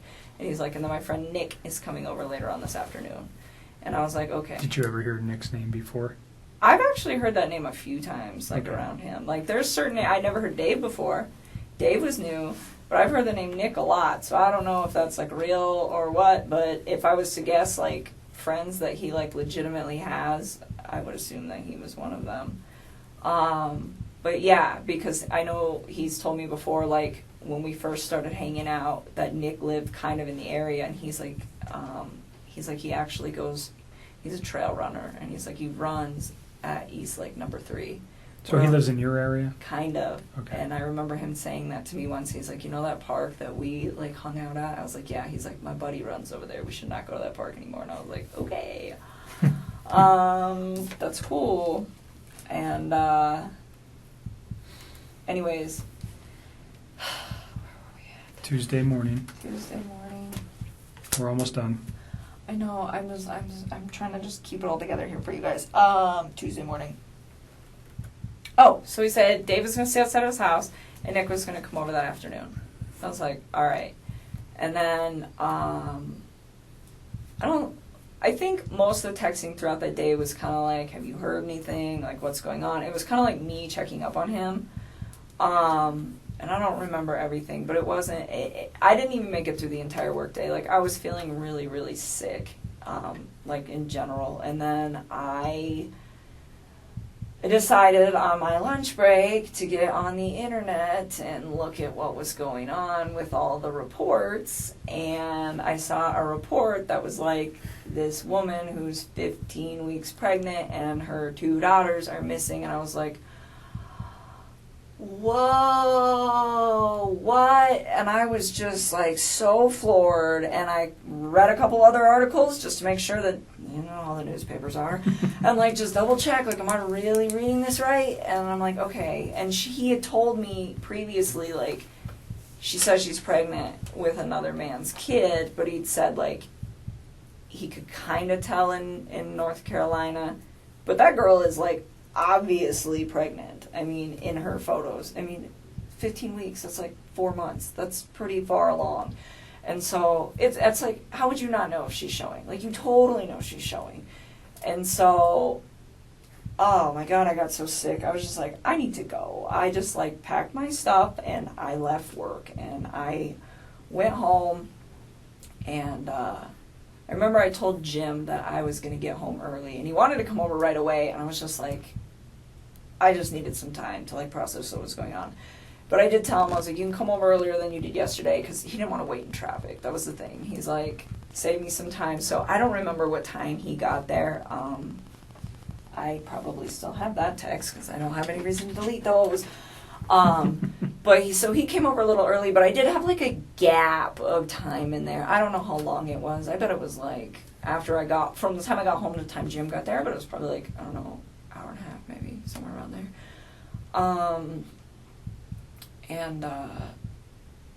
I remember talking to Chris during this time, and it was, like, all text. I did not talk to him on the phone at all on Tuesday. And I was pretty upset, where I was just like, you know, I was going back and forth, like, where's your family, this and this and this, but I'm like, she's pregnant, you know, and this and this, and he's like, the baby's not mine, and I'm just like, you told me yesterday that you think that when she said that she cheated on you, she did it out of spite, and he was like, yeah, and I'm like, so then it's your kid, and he kept denying it, and then, like, he started, like, kind of worrying about us. He'd just be like, well, does this ruin everything with us, this and this and this? And I'm like, no. I'm like, just trying to, like, his situation is so much more important right now than, like, our situation. But his main concern is you and him. kind of, sort of. I mean, and I keep like asking him, like, I'm like, and I told him numerous times, which is also in the text that you guys will pull, where I'm just like, you need to focus on finding your kids and your wife right now. And I was like, and you need to focus on finding all 3 of your kids. And I like kept like emphasizing to him like he had 3 kids, you know? And like I wasn't even like mad about it. I was just like, you need to find your family. You need Did he ever go look for them that you know of? I don't know. I don't think so. That like doesn't even like ring a bell to me, so I don't think so. Okay. But oh, and I forgot something else that's really important. I will add it in there too, but let me just finish this thought. So then, Tuesday, what were we talking about? Oh, yeah. So I kept telling him, I was like, Chris, I know it's yours. It's okay. I was like, go find your family, you know? And it's like, was I hurt? Yes. But at the time I realized like his situation with what he had going on was like way more important than like our situation. And so that's why I was just like I confronted him about it. And then I was like, you need to go find them. And like we talked about it for a little while. And then I was just like, I don't remember exactly how it went, but something along the lines where I was like, why can't you just be honest with me? I was like, stop lying to me. Like, stop lying. Did you have an inclination? You've talked to this man a lot. And during this Tuesday, Wednesday conversation, did you feel like he was bullshitting you? A little bit, kind of, yeah. I mean, because he was like, not Monday. Monday I did not. But Tuesday, yeah, that's when it all started to click. I was like, oh my goodness, because he was like, well, like, he just didn't seem as like concerned as he should be, and he was like super worried about shit with us, and I'm just like, so concerned about his family and overly concerned about your relationship. yes. Okay. And I kept like trying to put it on the back burner, and shame on me for bringing it up in the first place. I was just really taken back, like, wait a minute, she's 15 weeks, like, how would you not notice that? Like, I was just like, I was confused, and I was also like, is he lying to me? And I kind of wanted to know, because I realized that like there's a situation at hand here, and I'm just like, what is going on? You know, and for part of it, it wasn't even like me trying to find out because I'm upset. It was almost like me trying to find out because I'm like, is there something else I'm missing here? Like, I felt like there was like pieces to this puzzle that I didn't know existed that were like not in place, and it was strange. And so,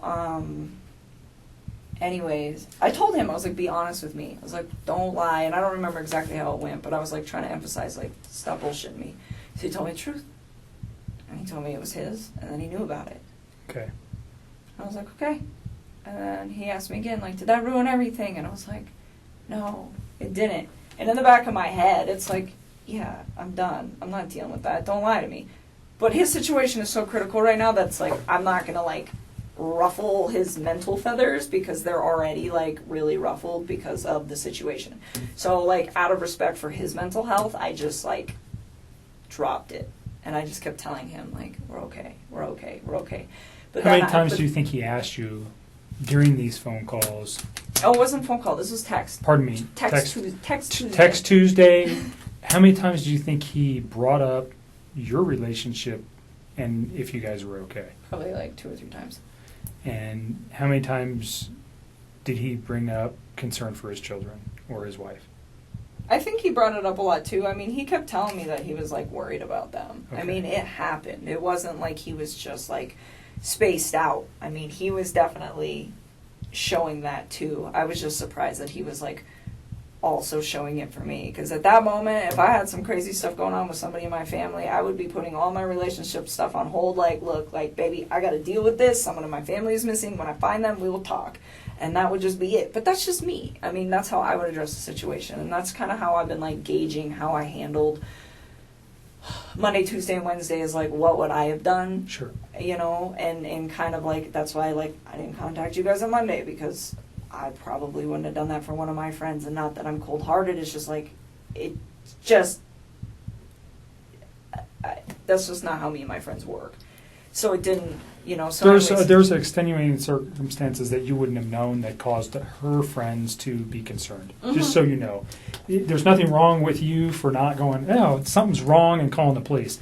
the people that provided the information to the police initially had way more information about her than you do.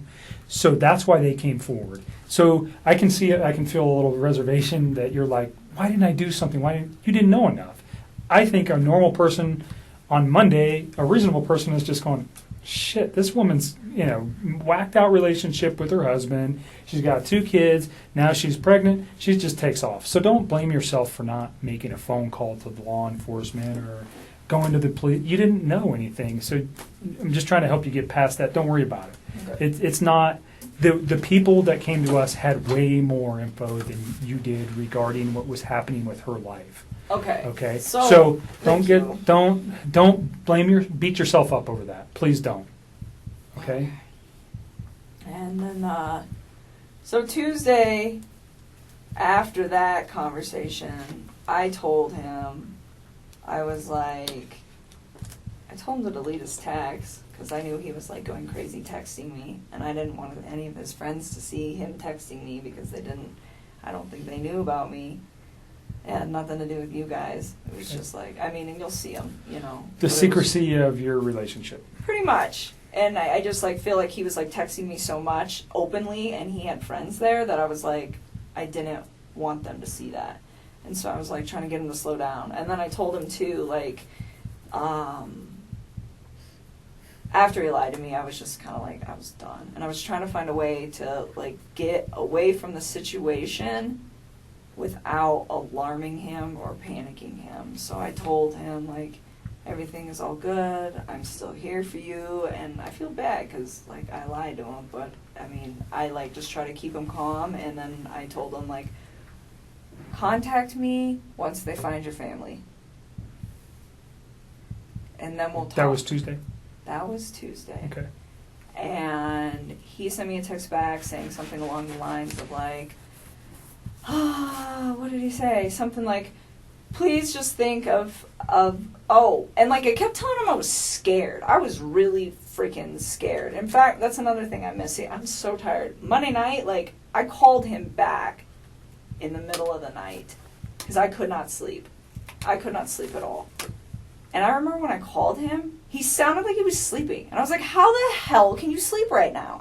That's exactly what I said to him. And he was just I'm just kind of dozing off and on the couch. And I just remember thinking, I haven't shut my eyes yet. And this is not even my family. And so that happened on Monday night.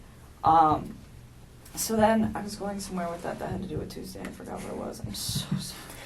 Take a breath and relax. We're almost to Wednesday, and then we're out of here. Yeah. So then,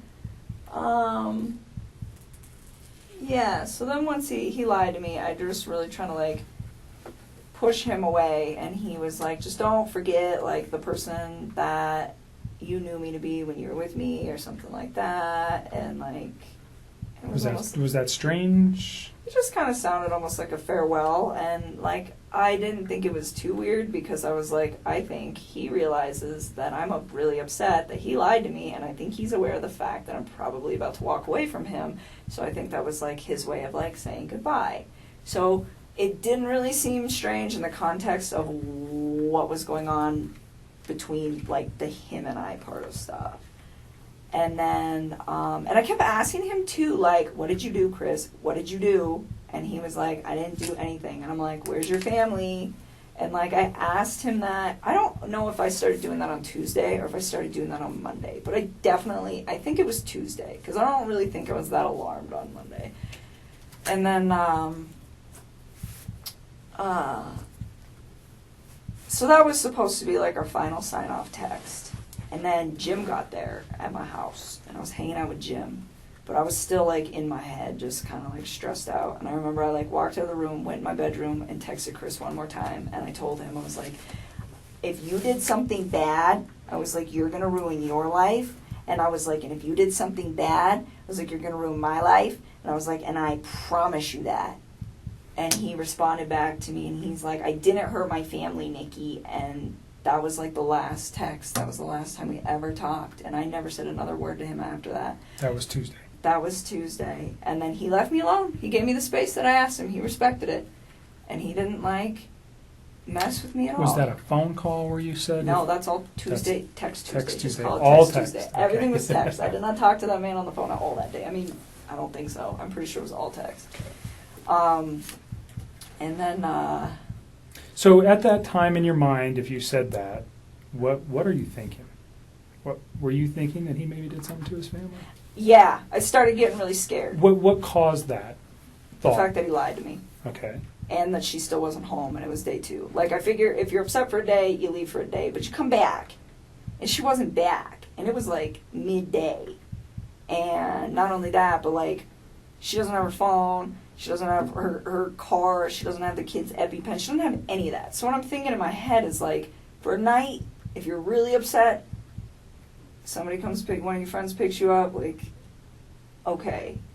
But I can't explain that for 2 days. Like, that just doesn't, like, logically process in my mind as something that any woman I know would do. The one-night thing, I know women that would do that. But the 2-night thing, no. And so I'm like, she's still not back. And he just lied to me. And it made me, like, I just started getting scared. And I remember, like, telling him that throughout the whole day. Like, I don't even know how many times I texted him that. I wouldn't be surprised if it's, like, 8-10 times. Where I'm just like, I'm scared. I'm scared. I'm scared. And one of the last texts that I sent to him, too, I told him, I said, I'm scared because I feel like I don't know who you are anymore. And his response to that? I don't even remember, to be honest with you. I think that was, like, in that, like, sign-off text that I sent to him. Okay. But, I mean, I was, like, kind of scared. What I was really scared for was scared for his family's well-being, because, it's like, I don't know where these people are at this point, and it's scary. I mean, it's scary that she's gone, but it's even more scary to me that these little girls are gone. Like, that was the part that really freaked me out. Like, if it was just her, I'd be like, well, maybe she took off with somebody, maybe she didn't. I mean, I don't know, because she's a grown woman and she can make those choices. Was some of the scared, was there fear in you that people were going to find out about your relationship too? No, I didn't even care At about that that point, at that there was point. I was just, like, scared, like, of the situation. It was, like, getting escalated, and it was freaking me out. And he was just, like, not...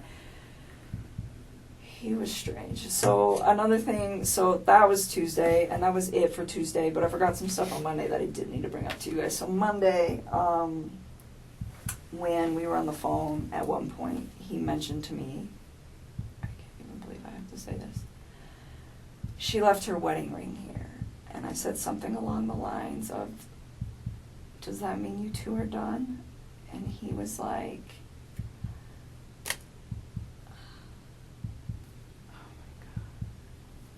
he said, how much do you think it's worth? And I was like, remember hearing him say that and being like, what the fuck? And I remember thinking to myself, like, I don't even know how to respond to this. And so I was like, I don't know, pawn it, man. And I was just like, I pawn jewelry all the time. I was like, I pawn jewelry a few times. I was like, it's not worth shit, though. And I was like, so I don't know if you really want to do that. And he's like, no. I think I'm going to get it appraised. It's a nice rock. And I was just like, okay. And it was, like, really awkward. And that was on Monday? That was on Monday night. And that, to me, was, like, it was kind of strange. And then the Tuesday lying thing. Like, I'm telling you, it started, like, Monday night, him saying that was why I couldn't sleep, because he made the comment about the wedding ring. Okay. And then Tuesday, her still not coming home, and then him lying to me. And I was just like, oh my God, like, what if something happened? And it was, like, really hard for me to When you say, what if something happened, what were you thinking? Like, what if somebody took her? Like, could he possibly hurt her? And that was, like, the first time that I really, I think, genuinely considered, did this man hurt his wife? And it was, like, hard for me to grasp. And I thought about it a lot, and I waited for the night because I wanted to see if she would come home. And it was already pretty late, and I had company, and I was just like, let me just see how this plays out. And my buddy Jim left, I don't know, probably like 9 or 10. Probably it's like the same time he always leaves. And then I couldn't sleep again. It was really bad. And I woke up in the morning and I saw the interview that he had with the newspapers. And he just looked really different to me. How so? the light in his eyes is gone. They're like a different color now. It's like he has no soul. I swear to God. I saw it and I was just like, look at his eyes. I saw his mugshot. They're not even the same color. Like when you guys retrieve the pictures that are on my phone, look at his eyes then compared to now. Like, it's the scariest shit I think I've ever seen in my life. It freaked me out. I was like, that's not even the same man that I know. And it was really uncomfortable. But anyways, I saw that report in the morning. And I was just to the point where I was just like, all right, like, something happened. This woman is missing. Whether it was him or someone else. I know, like, a woman went missing not too long ago in Longmont. Like, I think it was like 2 months ago or something like that. And you guys, not you guys, but somebody up there called off the search on her. I don't think they ever found her. So I was like, I don't know. Maybe that's connected. Maybe somebody came and got her. Maybe he did something. I don't know. But I knew, like, it was a problem. And at this point, I was like, I'm in a very messy situation with this man. And I don't know what to do. And so I called my dad, because he's like the only person that I trust with everything in the whole world. And I was just like, I have a problem. And I told him everything. And then I was like, we just discussed it. And it was like, we need to go to cops. Definitely. Because